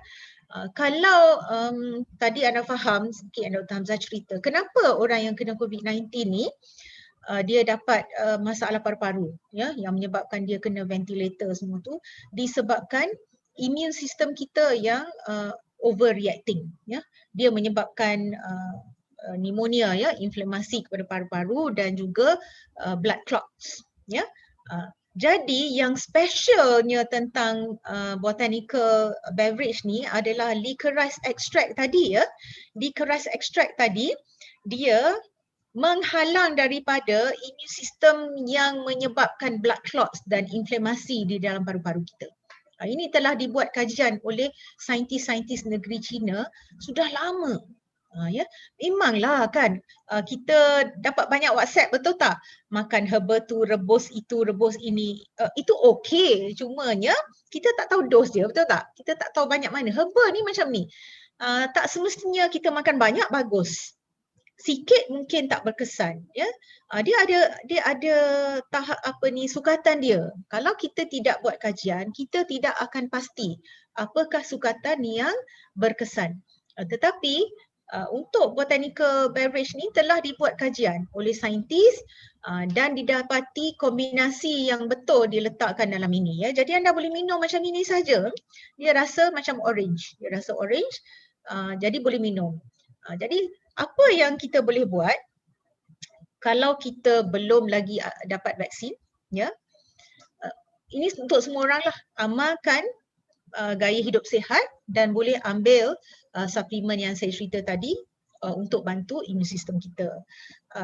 Dan bila kita nak pergi ambil vaksin, yang pentingnya immune system kita tu mestilah kuat supaya boleh mencetuskan antibody nak lawan nak menghasilkan antibody bila vaksin tadi masuk ke dalam badan kita. Dan bila vaksin tu dah masuk dalam badan kita, zat-zat makanan ini boleh bantu badan kita supaya side effect vaksin tu taklah teruk sangat. Jadi semualah boleh, yang belum boleh, yang akan nak ambil vaksin boleh, yang sudah ambil vaksin boleh, yang menanti vaksin, perlulah juga kuatkan imun sistem. Dan kita kena ingat, walaupun kita ambil vaksin, bukan bermakna kita tidak boleh kena infection COVID-19 ni ya. Okey. Jadi saya nak tunjuk sikitlah ya, gambar ya, orang-orang saya dah alhamdulillah dah dapat vaksin untuk 2 kali. Dah complete dah vaksin saya. Dan apa kesannya ya, saya cerita sikit. Saya tunjuk gambar-gambar dulu sebab ada orang yang takut ya. Tak apalah, awak muda kan, saya tak muda, saya dah 55 tahun. Yang ini mak ayah saya ya, ayah saya 80, mak saya 79 pun dah habis 2 dos. Ini mak rakan saya 70 tahun pun sudah ambil. Ayah rakan kami juga 90 tahun umurnya. Ini pun parents, ibu bapa rakan kami yang ada di sini juga umur 88 dan 80 tahun. Saya tunjuk di sini mereka semua ni telah mengamalkan pengambilan suplemen Nutrilite banyak tahun ya. Okey. Ini bapa kawan saya 88 tahun, kawan saya masih muda 50-an ya. Mereka semua ni, antara mereka ni ada yang sudah amalkan lebih kurang 4 tahun sehinggalah lebih pada 20 tahun mengamalkan suplemen Nutrilite. Jadi apa kesannya selepas vaksin? Sedikit sakit di tempat cucuk dan mungkin rasa lenguh sedikit. Mungkin ada sikit rasa macam mengantuk macam mak saya dan saya dan suami. Rasa sedikit letih, rasa sedikit seram sejuk, itu semua bagus sebenarnya sebab maknanya badan kita sedang immune system kita sedang berinteraksi, sedang nak bina antibody ya. Lenguh-lenguh badan ya memang ada, tapi itu sajalah alhamdulillah ya. Tak ada kesan-kesan buruk. Jadi anda semua jangan risau, jangan takut untuk ambil vaksin. Memang tak ada masalah lah ya, dan memang Nutrilite membantu ya, tak ada teruk sangat side effect vaksin tu ya. Jadi itulah sedikit pengkongsian daripada saya. Yang terakhir tadi SOP vaksin, kuatkan imun sistem. Yang terakhir semua kita di sini boleh buat iaitu kita kenalah berdoa kepada Tuhan supaya kita semua dilindungi dan semoga Allah angkatkan musibah ini daripada muka bumi dan selamatkan kita semua insya-Allah ya. Jadi kita semua berperanan masing-masing untuk membantu ya semua orang dalam satu dunia ini untuk kembali kepada asal normal ya. Jadi saya rasa sampai itu saja perkongsian saya pada malam ini. Saya harap dapat membantu semua orang. Terima kasih. Assalamualaikum warahmatullahi wabarakatuh. Saya serahkan balik kepada Azimah. Terima kasih amin ya rabbal alamin kepada Datin Dr. Azinda. Terima kasih banyak-banyak. Okey, tu pun kita belajar dari segi immunity pula. Kan? So bukan hanya nak harapkan makanan, mungkin tak cukup nutrien dari situ, kita kena tambah daripada makanan tambahan iaitu suplemen. Okey. So kita akan terus ke kita punya Q&A, soal jawab. Okey, saya akan serahkan kepada Datuk Dr. Hamzah untuk menjawab soalan-soalan anda. Mungkin tak dapat semua sebab kita dah kesutukan masa, mana yang doktor boleh jawabkan dulu. Okey, silakan doktor. Okey, terima kasih Sharifah Azimah. Saya akan baca soalan dan Dr. Linda akan jawabnya. Okey. Okey, secara umum ada beberapa soalan tentang mereka-mereka yang ada penyakit jantung, duk makan ubat sakit jantung, ubat cairkan darah seperti aspirin dan sebagainya. Okey, mereka-mereka yang ada penyakit kronik seperti kecil manis, darah tinggi, sakit jantung, makan ubat macam biasa je. Okey, your vaccine experience sekejap aja. Okey, all in dari time pendaftaran sampai balik tu lebih kurang sejam. The actual vaccine tak sampai 10 saat. Tak rasa pun. Okey. Cuma lepas injection tu you all akan diberi perhatian lebih kurang 15 minutes. Kalau ada masalah alahan dan sebagainya, about 30 minutes. Okay. Now, for those of you yang duk makan ubat dan sebagainya, carry on makan ubat tu macam biasa. Okay, you do not need any special precautions. Tapi if you want to, go back and see your doctor, your consultant specialist yang jaga bab jantung tu, whether okay tidak. Tapi generally, you are the people yang kena ambil vaksin ini because you are categorized dalam high risk group. Okay, yang ada kencing manis, darah tinggi, sakit jantung dan sebagainya. So you should be receiving vaccination. Even if you've had a bypass done atau buat stent dan sebagainya, it's actually quite safe. Okay, so that's not an issue. Apa lagi? Pernah sakit stroke dan sebagainya? Yes. Okay, even for those yang kena sakit stroke, you should be receiving your vaccination as well. Okay, because kita nak protect this group yang dia kata high risk group. Okay, because kat Malaysia kita mengambil langkah 3 fasa. Fasa pertama, mereka-mereka yang doktor, frontliners, polis dan sebagainya dapat injection dulu. Kemudian second big group yang sekarang ni are those yang high risk category. Ya, lebih kurang 9.4 juta orang yang ada kencing manis, darah tinggi, yang penyakit-penyakit kronik, buah pinggang dan sebagainya. So you are the next big group. Then lepas tu baru yang muda-muda macam saya, okay, baru akan dapat vaksin yang seterusnya. Okay, the rest of you, okay, will be receiving that. Okay. Which vaccines? Sorry, you cannot choose. Of course, kerajaan akan buka sekali-sekala untuk AstraZeneca dan sebagainya. But as a summary, I would say from pemahaman saya, I would encourage those. AstraZeneca is a good vaccine. Cuma dia ada isu dengan some bleeding issues, blood clot. Itu pun rare tapi you have to realize that. Especially kalau ada masalah, setengah orang tu ada masalah blood clotting problems dan sebagainya. So you should see your doctors about it. Okay. But generally for those 14 above, it's okay to have AstraZeneca. Okay. Ada satu soalan. Adakah vaksin ini diluluskan untuk guna di US? So, Sinovac.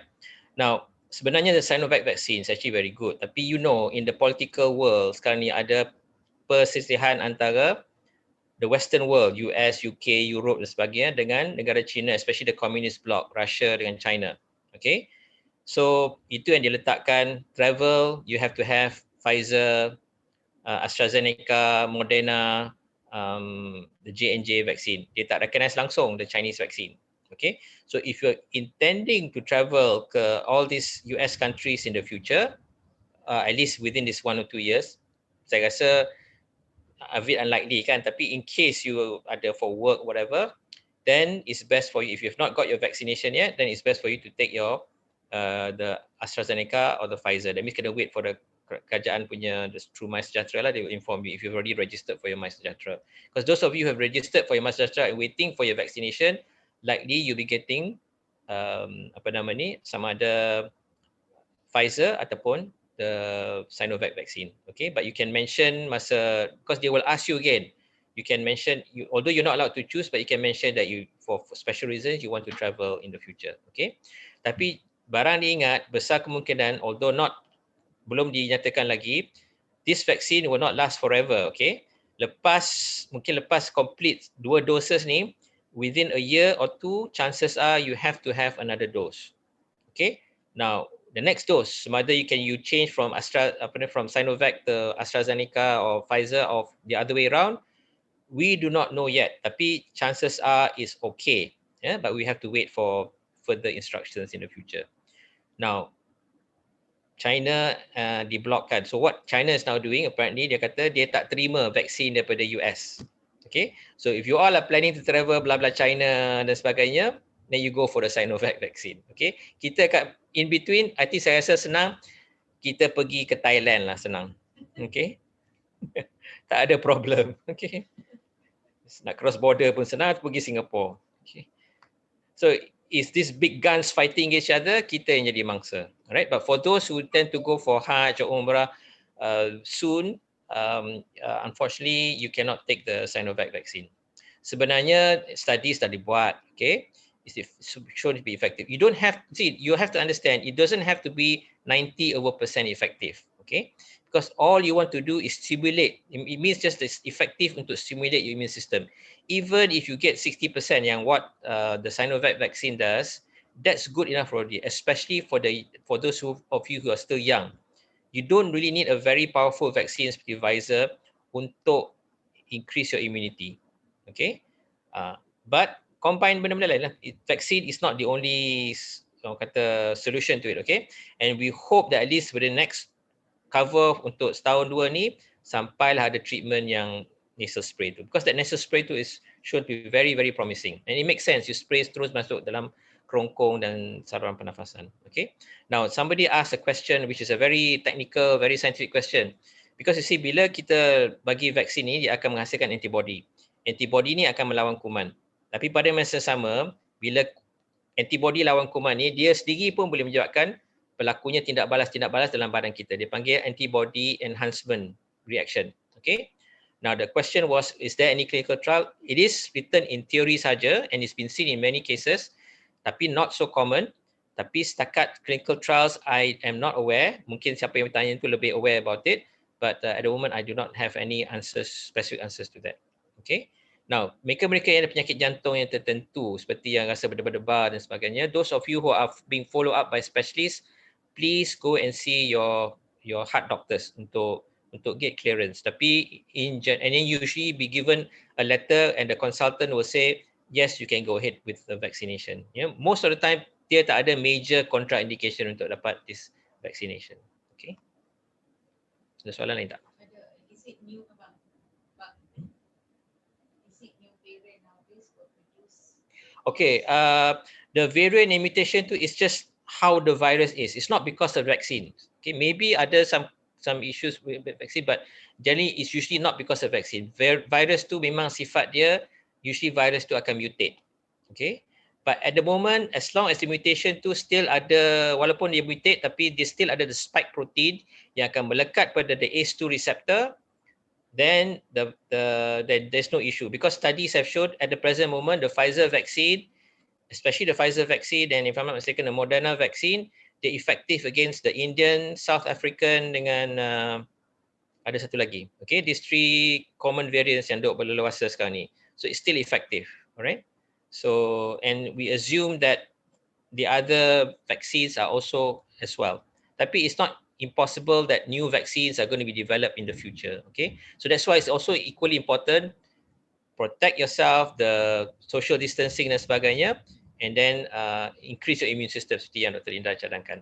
Now, another important question that was asked was, what do you mean by contact rapat? Contact rapat means more than 50 minutes, less than 1 meter, you are in touch. Okay, dan tak pakai mask. Okay, so dia adalah dia punya calculation, kalau kita pakai mask tapi tak masih duduk dekat, what is your percentage risk and all.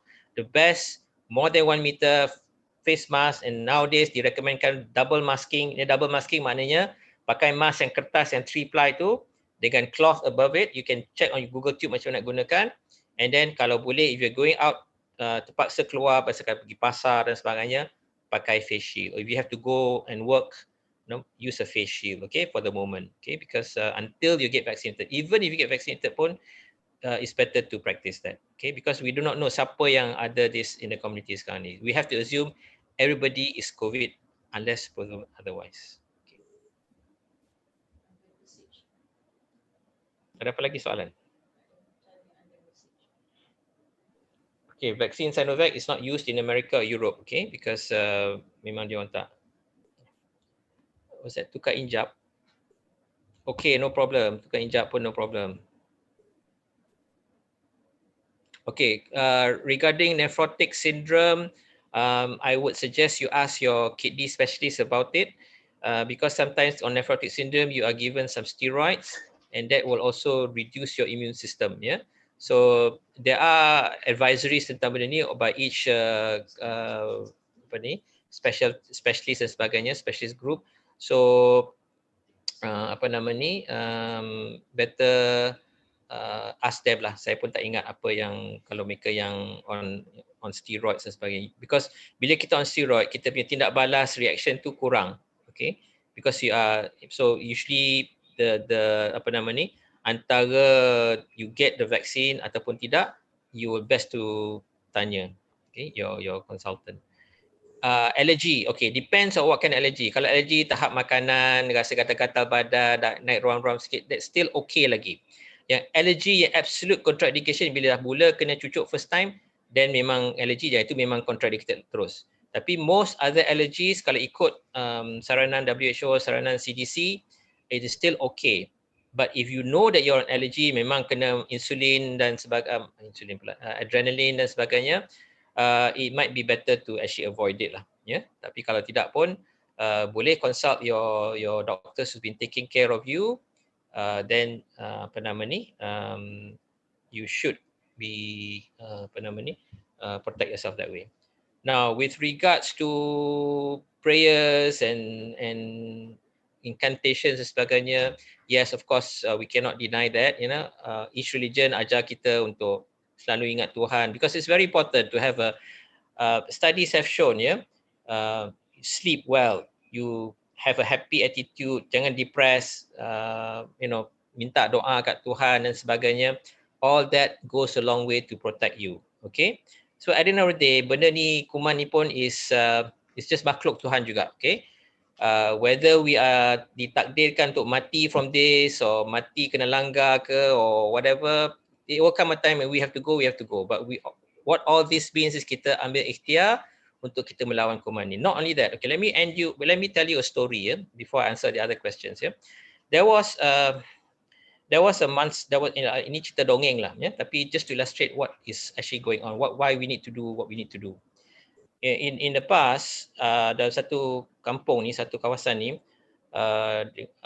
dikatakan ada satu monster yang akan datang untuk menjahanamkan, untuk infect kampung tersebut. Okay, so kerajaan tu kata, okay, everybody untuk menghalau monster ini, raksasa ni, semua orang nak kena buat bising. Semua orang lelaki-lelaki keluar, semua orang buat bising. Ketuk gendang ke, shout ke apa-apa, supaya mereka monster tu jadi takut dan dia akan lari. So hari yang monster akan datang, okay, what happened was, dah dapat di ufuk tu, dah monster tu dah ada bayang monster tu. So dia semua orang dikatakan, okay, tunggu, after 10 minutes kita semua akan buat bising.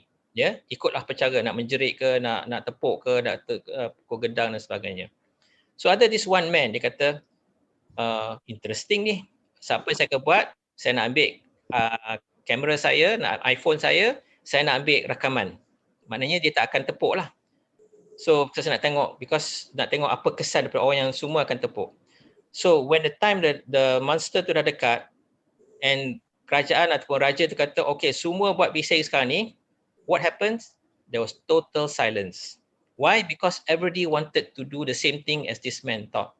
Dia ingat dia pun nak ambil gambar. Macam biasalah kita sekarang ni kan, semua nak selfie, nak ambil gambar dan sebagainya. Apa-apa insiden pun, dia ambil gambar video. So what happened? Everything was senyap sunyi. And monster tu datang. But this is what is happening now. Everybody is waiting for somebody to take the action. Everybody is waiting, okay, I don't want to do this. I'm not going to affect anybody because I don't want to take vaccine. I don't want to follow apa yang kerajaan kata, yang disarankan. I don't care. I will do what I want to do. But because you are selfish, because tak mengambil kira tentang orang lain, you are going to contribute to what is happening in our country now. Not just in the country, but worldwide. So, saya merayu kepada tuan-tuan, puan-puan sekalian, please, even if you don't want to take the vaccine pun, of course it's not mandatory. Kita bukan sampai tahap Rusia yang ada kan video kat Rusia, kerajaan dia nak tak nak just cucuk aja semua orang. We have not reached that stage, okay? But we don't want to reach that stage, because at the end of the day kita nak protect ourselves, our community, whatever it is, kita nak our health, kalau kita tak sihat, macam mana kita nak go on with our economy dan sebagainya, okay? So it's something, at the moment science show that it does work.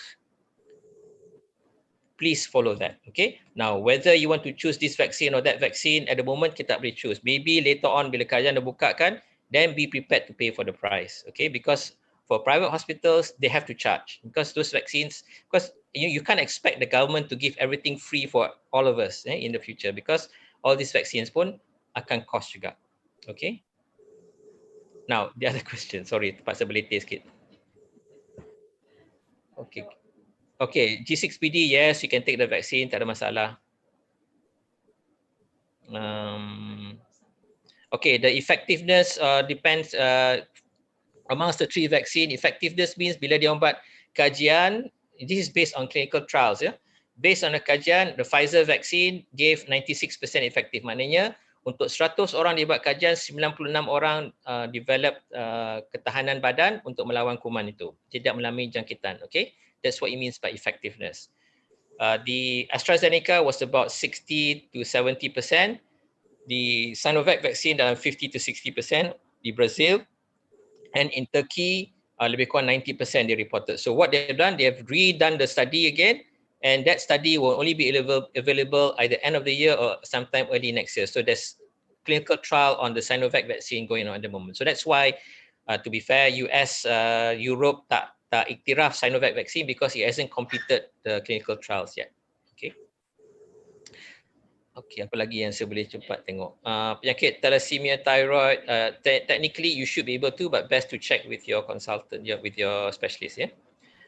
Those yang ada bronchitis, yes, you boleh ambil, yeah. And which vaccine? Unfortunately, I would recommend the Sinovac ataupun Pfizer. Tapi because at the moment kita tak boleh choose. The only one yang kita boleh choose is the AstraZeneca vaccine. Okay, doktor. Okay. Banyak ni kalau kita nak jawab ni mungkin lama lagi masanya. Okay, so kita teruskan pula soalan untuk Dr. Azlinda. Silakan doktor. Okay, yang pertama adalah saya ditanya ya, kalau 500 mg vitamin C tu dah cukup ke untuk badan ya, sebab saya selalu sesama ahli farmasi suruh ambil 100 mg.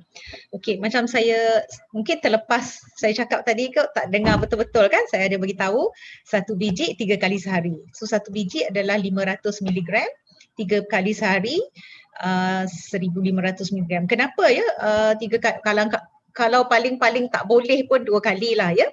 Sebab 500 mg tu slow release Bio-C Plus tadi, dia boleh bertahan selama 8 jam di dalam badan. Ya, lepas 8 jam kita ambil lah satu lagi supaya vitamin C tu sentiasa ada dalam badan kita. Jadi kalau kita ambil yang 100 mg terus dan tidak yang slow release, jadi badan kita dia akan serap, dia ada maksimum untuk serap pada maksimum ya. Mungkin dalam masa 2 jam dia akan serap 1/4 saja daripada 1000 mg itu. Yang lainnya akan dibuang melalui air kencing. Ya. Jadi bagus sebenarnya kita ambil yang slow release ni, supaya slow release maknanya dia perlahan-lahan serap masuk ke dalam darah kita. Jadi badan kita pun guna pelan-pelan guna. Tak adalah membazir. Kalau yang bukan slow release tu naik memang mencanak tinggi. Tapi lepas tu dalam masa 2 jam hilang terus. Ya, jadi tak ada masalah. Ambillah 500 mg tu 1 tablet 2 atau 3 kali sehari. Okey, kalau makan vitamin perlu ke minum air banyak? Okey. Kalau tak makan vitamin pun kena minum air banyak. Sebab tadi saya dah cerita awal-awal tentang piramid makanan. Apakah yang kita paling banyak sekali kena bubuh dalam mulut kita ni? Bukan makanan ya, tetapi air. Jadi tengok berat badan kita. Kalau berat 75 kilo, setiap 25 kilo 1 liter. Jadi kalau 75 kilo kena minum 3 liter air. Tapi kalau hari tu jalan banyak, berpeluh, tak cukup 3 liter tu maintenance tu, kena tambah lagi. Ya. Jadi makan vitamin ke tak makan vitamin, air tetap kena minum banyak. Kena minum bagi cukup ikut keperluan badan. Ini jawab untuk orang yang sihat lah, bukan untuk orang yang sakit buah pinggang ataupun sakit jantung ya. Itu anda kena tengok, kena tanya doktor masing-masing berapa banyak air yang anda boleh minum. Okey. Yang ketiga, kenapa tak recommend makan makanan sunnah ya? Tak ada masalah ya, boleh. Sebenarnya kadang-kadang kita silap faham ya, apakah itu makanan sunnah Nabi kita sallallahu alaihi wasallam. Sebenarnya cara makan Rasulullah tu yang adalah sunnahnya ya. Makan bila lapar, berhenti sebelum kenyang. Makan yang seimbang, jangan makan terover apa-apa. Tapi tak adalah spesifik sebenarnya. Kalau kita kata, oh kita mesti wajib kena makan kurma. Memanglah Rasulullah makan kurma sebab Rasulullah tinggal di negara Arab yang memang antara makanan rujinya adalah kurma. Bayangkan ketika waktu dulu orang-orang yang macam di Malaysia ni atau di tempat yang jauh, macam mana agaknya nak dapat kurma? Memanglah kita sekarang dapat kurma all year round. Jangan banding dengan kita sekarang ya, sebab ajaran Nabi kita daripada dulu sampailah kiamat besok terpakai. Ya, takkanlah betik tak adalah makanan sunnah, Rasulullah tak makan betik. Ini tak betul sebenarnya. Sebab Allah buat cipta buah-buahan dan sayur-sayuran sesuai dengan orang yang tinggal di situ. Allah adil kan? Tak adil lah kita tak ada kurma, macam mana? That's not right thinking. That is not a right thinking. Kenapa tak ada kajian? Dah kita orang Melayu tak buat kajian, kita orang Malaysia tak buat kajian, betik kita, jambu batu kita, kita tak buat kajian. Adakah tak ada khasiat sebagaimana buah-buah di barat yang orang buat kajian? Tak. Saya sangat-sangat pasti tidak betul. Semua yang Allah tumbuhkan di mana-mana tempat mengikut cuaca adalah berkhasiat.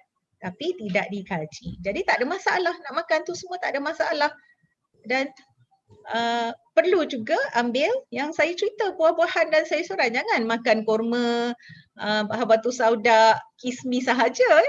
Sayur buah tak makan, sayur-sayur tak makan. Jadi tak adanya sihat juga. Itu kena faham lah. Bukannya yang itu sahaja yang kurma, habatus sauda dan kismis sahaja yang kita makan. Cuma saya nak cerita jugalah, kalau kismis tu sebenarnya kalau untuk orang kencing manis gulanya tinggi ya. Dan saya tahu juga ada setengah-setengah kurma direndam dalam gula. Jadi anda kena careful ya. Kena careful juga benda yang macam tu. Okey, ada satu lagi saya nampak tadi.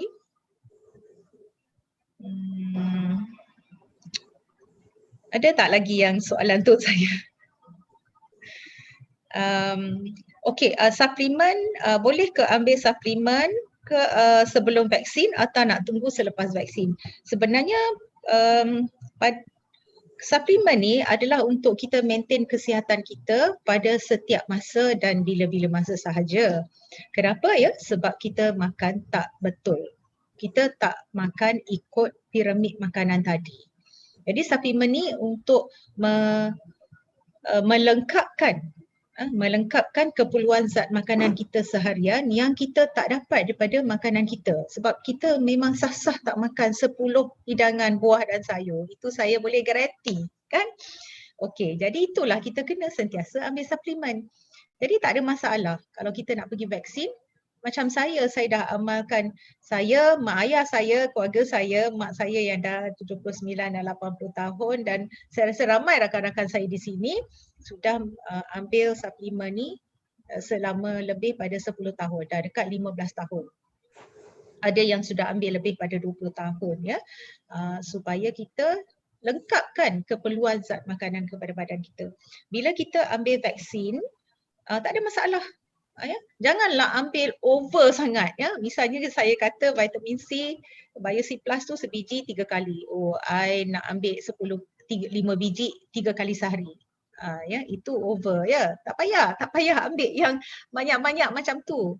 Jadi anda ambil lah sebagaimana yang disyorkan untuk maintenance. Dan lepas vaksin pun ambil juga yang sama. Cuma yang saya ekstrakan ya. Sebelum saya pergi vaksin, malam tu saya ambil yang triple booster tu. Yang Acira cherry kunyit dan licorice tu ya. Lepas tu bila balik pada vaksin, hari yang lepas vaksin saya juga minum. Yang itu tambahan tu saya minum 1 stick 2 kali sehari. Dan macam biasa kita ambil suplemen. Kalau rasa nak demam ke semua, boleh tambahkan Bio C, boleh tambahkan omega 3 sedikit. Untuk sehari 2. Sementara badan kita nak hasilkan antibody ya. Itulah yang saya boleh jawab. Saya serahkan balik kepada pengurusi majlis. Ya, doktor. Okay, tapi ada nampak satu soalan ni, maybe dia mungkin nak tahu, saya pun nak tahu.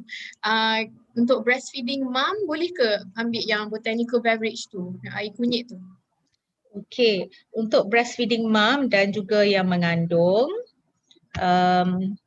kita nasihatkan supaya tidak mengambil, ya. Supaya tidak mengambil. Bukan apa ya, sebab tidak ada kajian yang dilakukan kepada ibu-ibu mengandung dan ibu-ibu yang menyusu. Kerana ada juga studies yang mengatakan dia boleh mengurangkan susu. Boleh mengurangkan susu. Jadi mungkin elok tidak diambil lah. Triple booster tu anak-anak pun boleh ambil ya. Umur 4 tahun ke atas dah boleh ambil triple booster. Jadi bagus kita juga bagi untuk anak-anak kita yang ke sekolah, ke tadika, sebab kita pun tahu kan ramai juga yang dapat jangkitan COVID ni daripada tadika ataupun sekolah.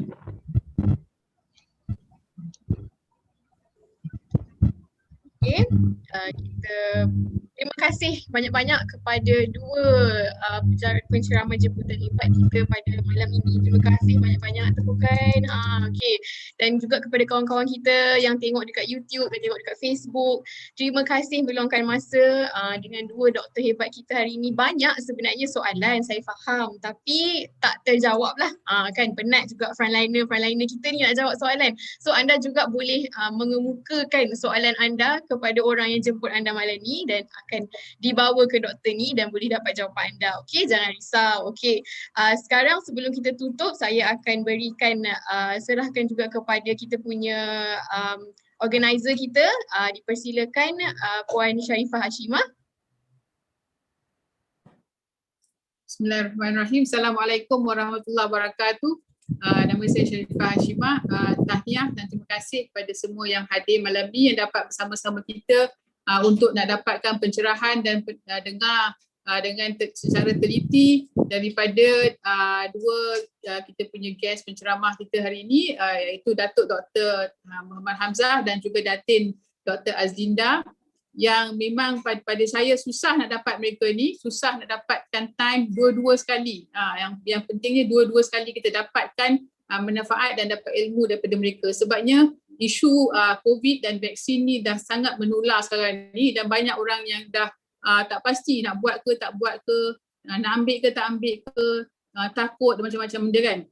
Jadi saya pasti alhamdulillah dengan apa pencerahan daripada Dr. Hamzah dan juga Datin Dr. Azlinda telah ceritakan kita secara detail juga tadi, dan insyaAllah lepas ni ramai antara kita, saya rasa saya tak risau kalau KL dan Selangor ni mungkin ramai yang dah banyak yang dah daftar, yang dah banyak yang dah berebut-rebut nak vaksin dan nampak dah dia punya kata apa tu akibat dia, dan kita dah rasa fear factor tu dah ada, takut tu dah ada kan.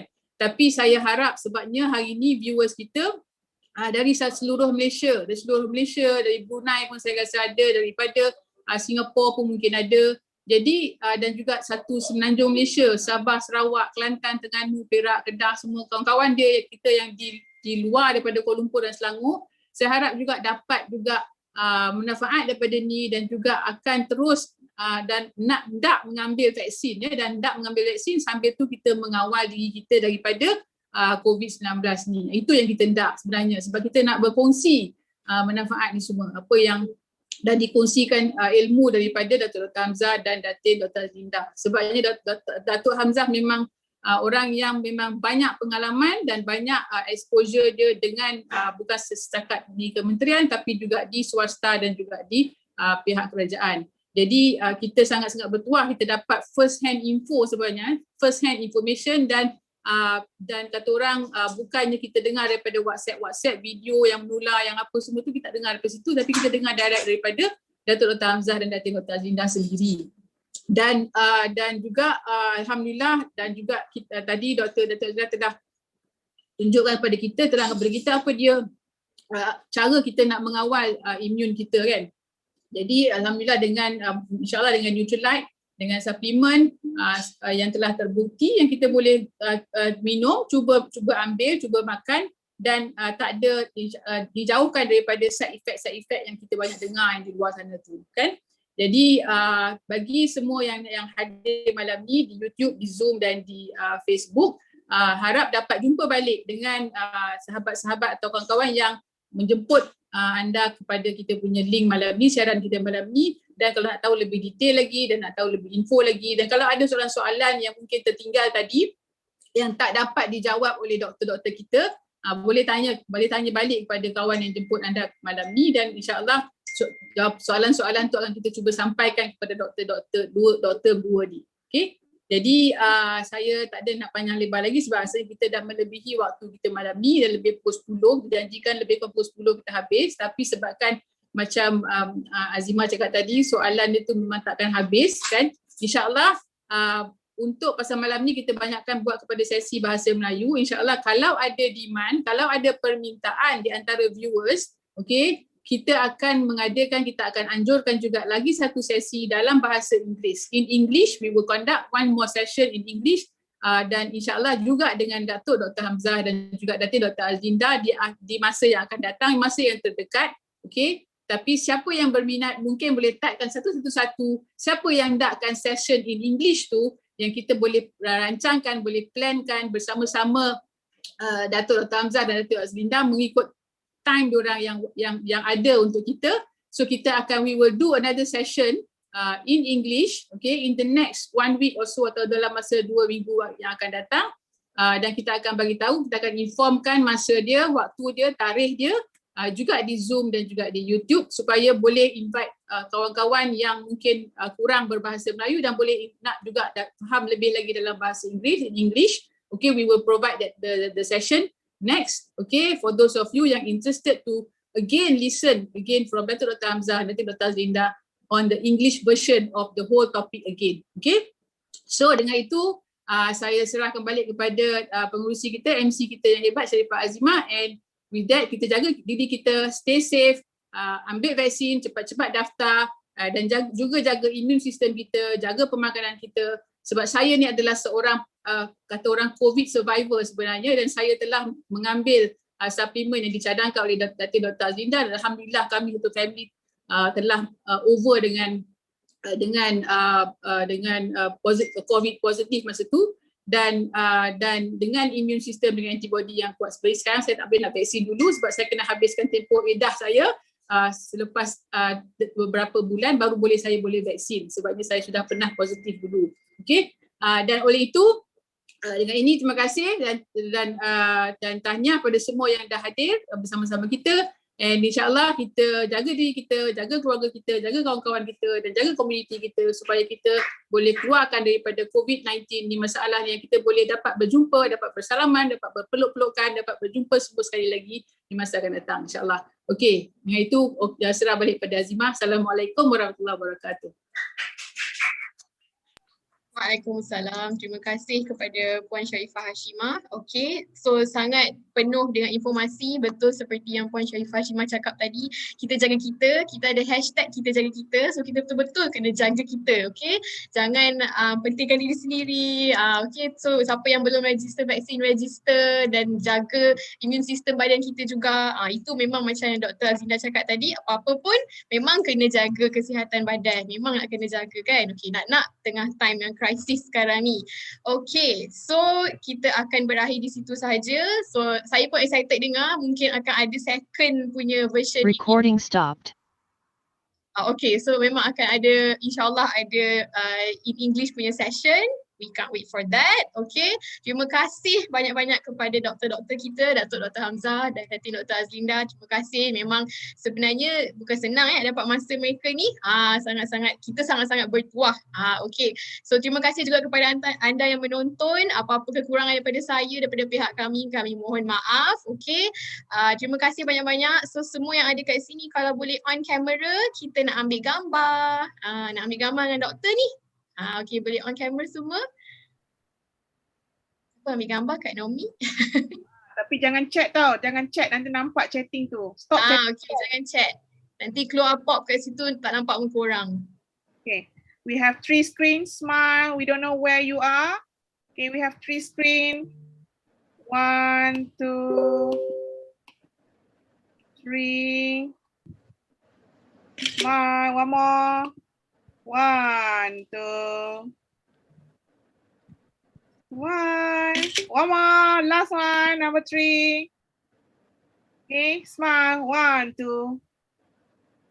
Done. kasih Kak Nomi.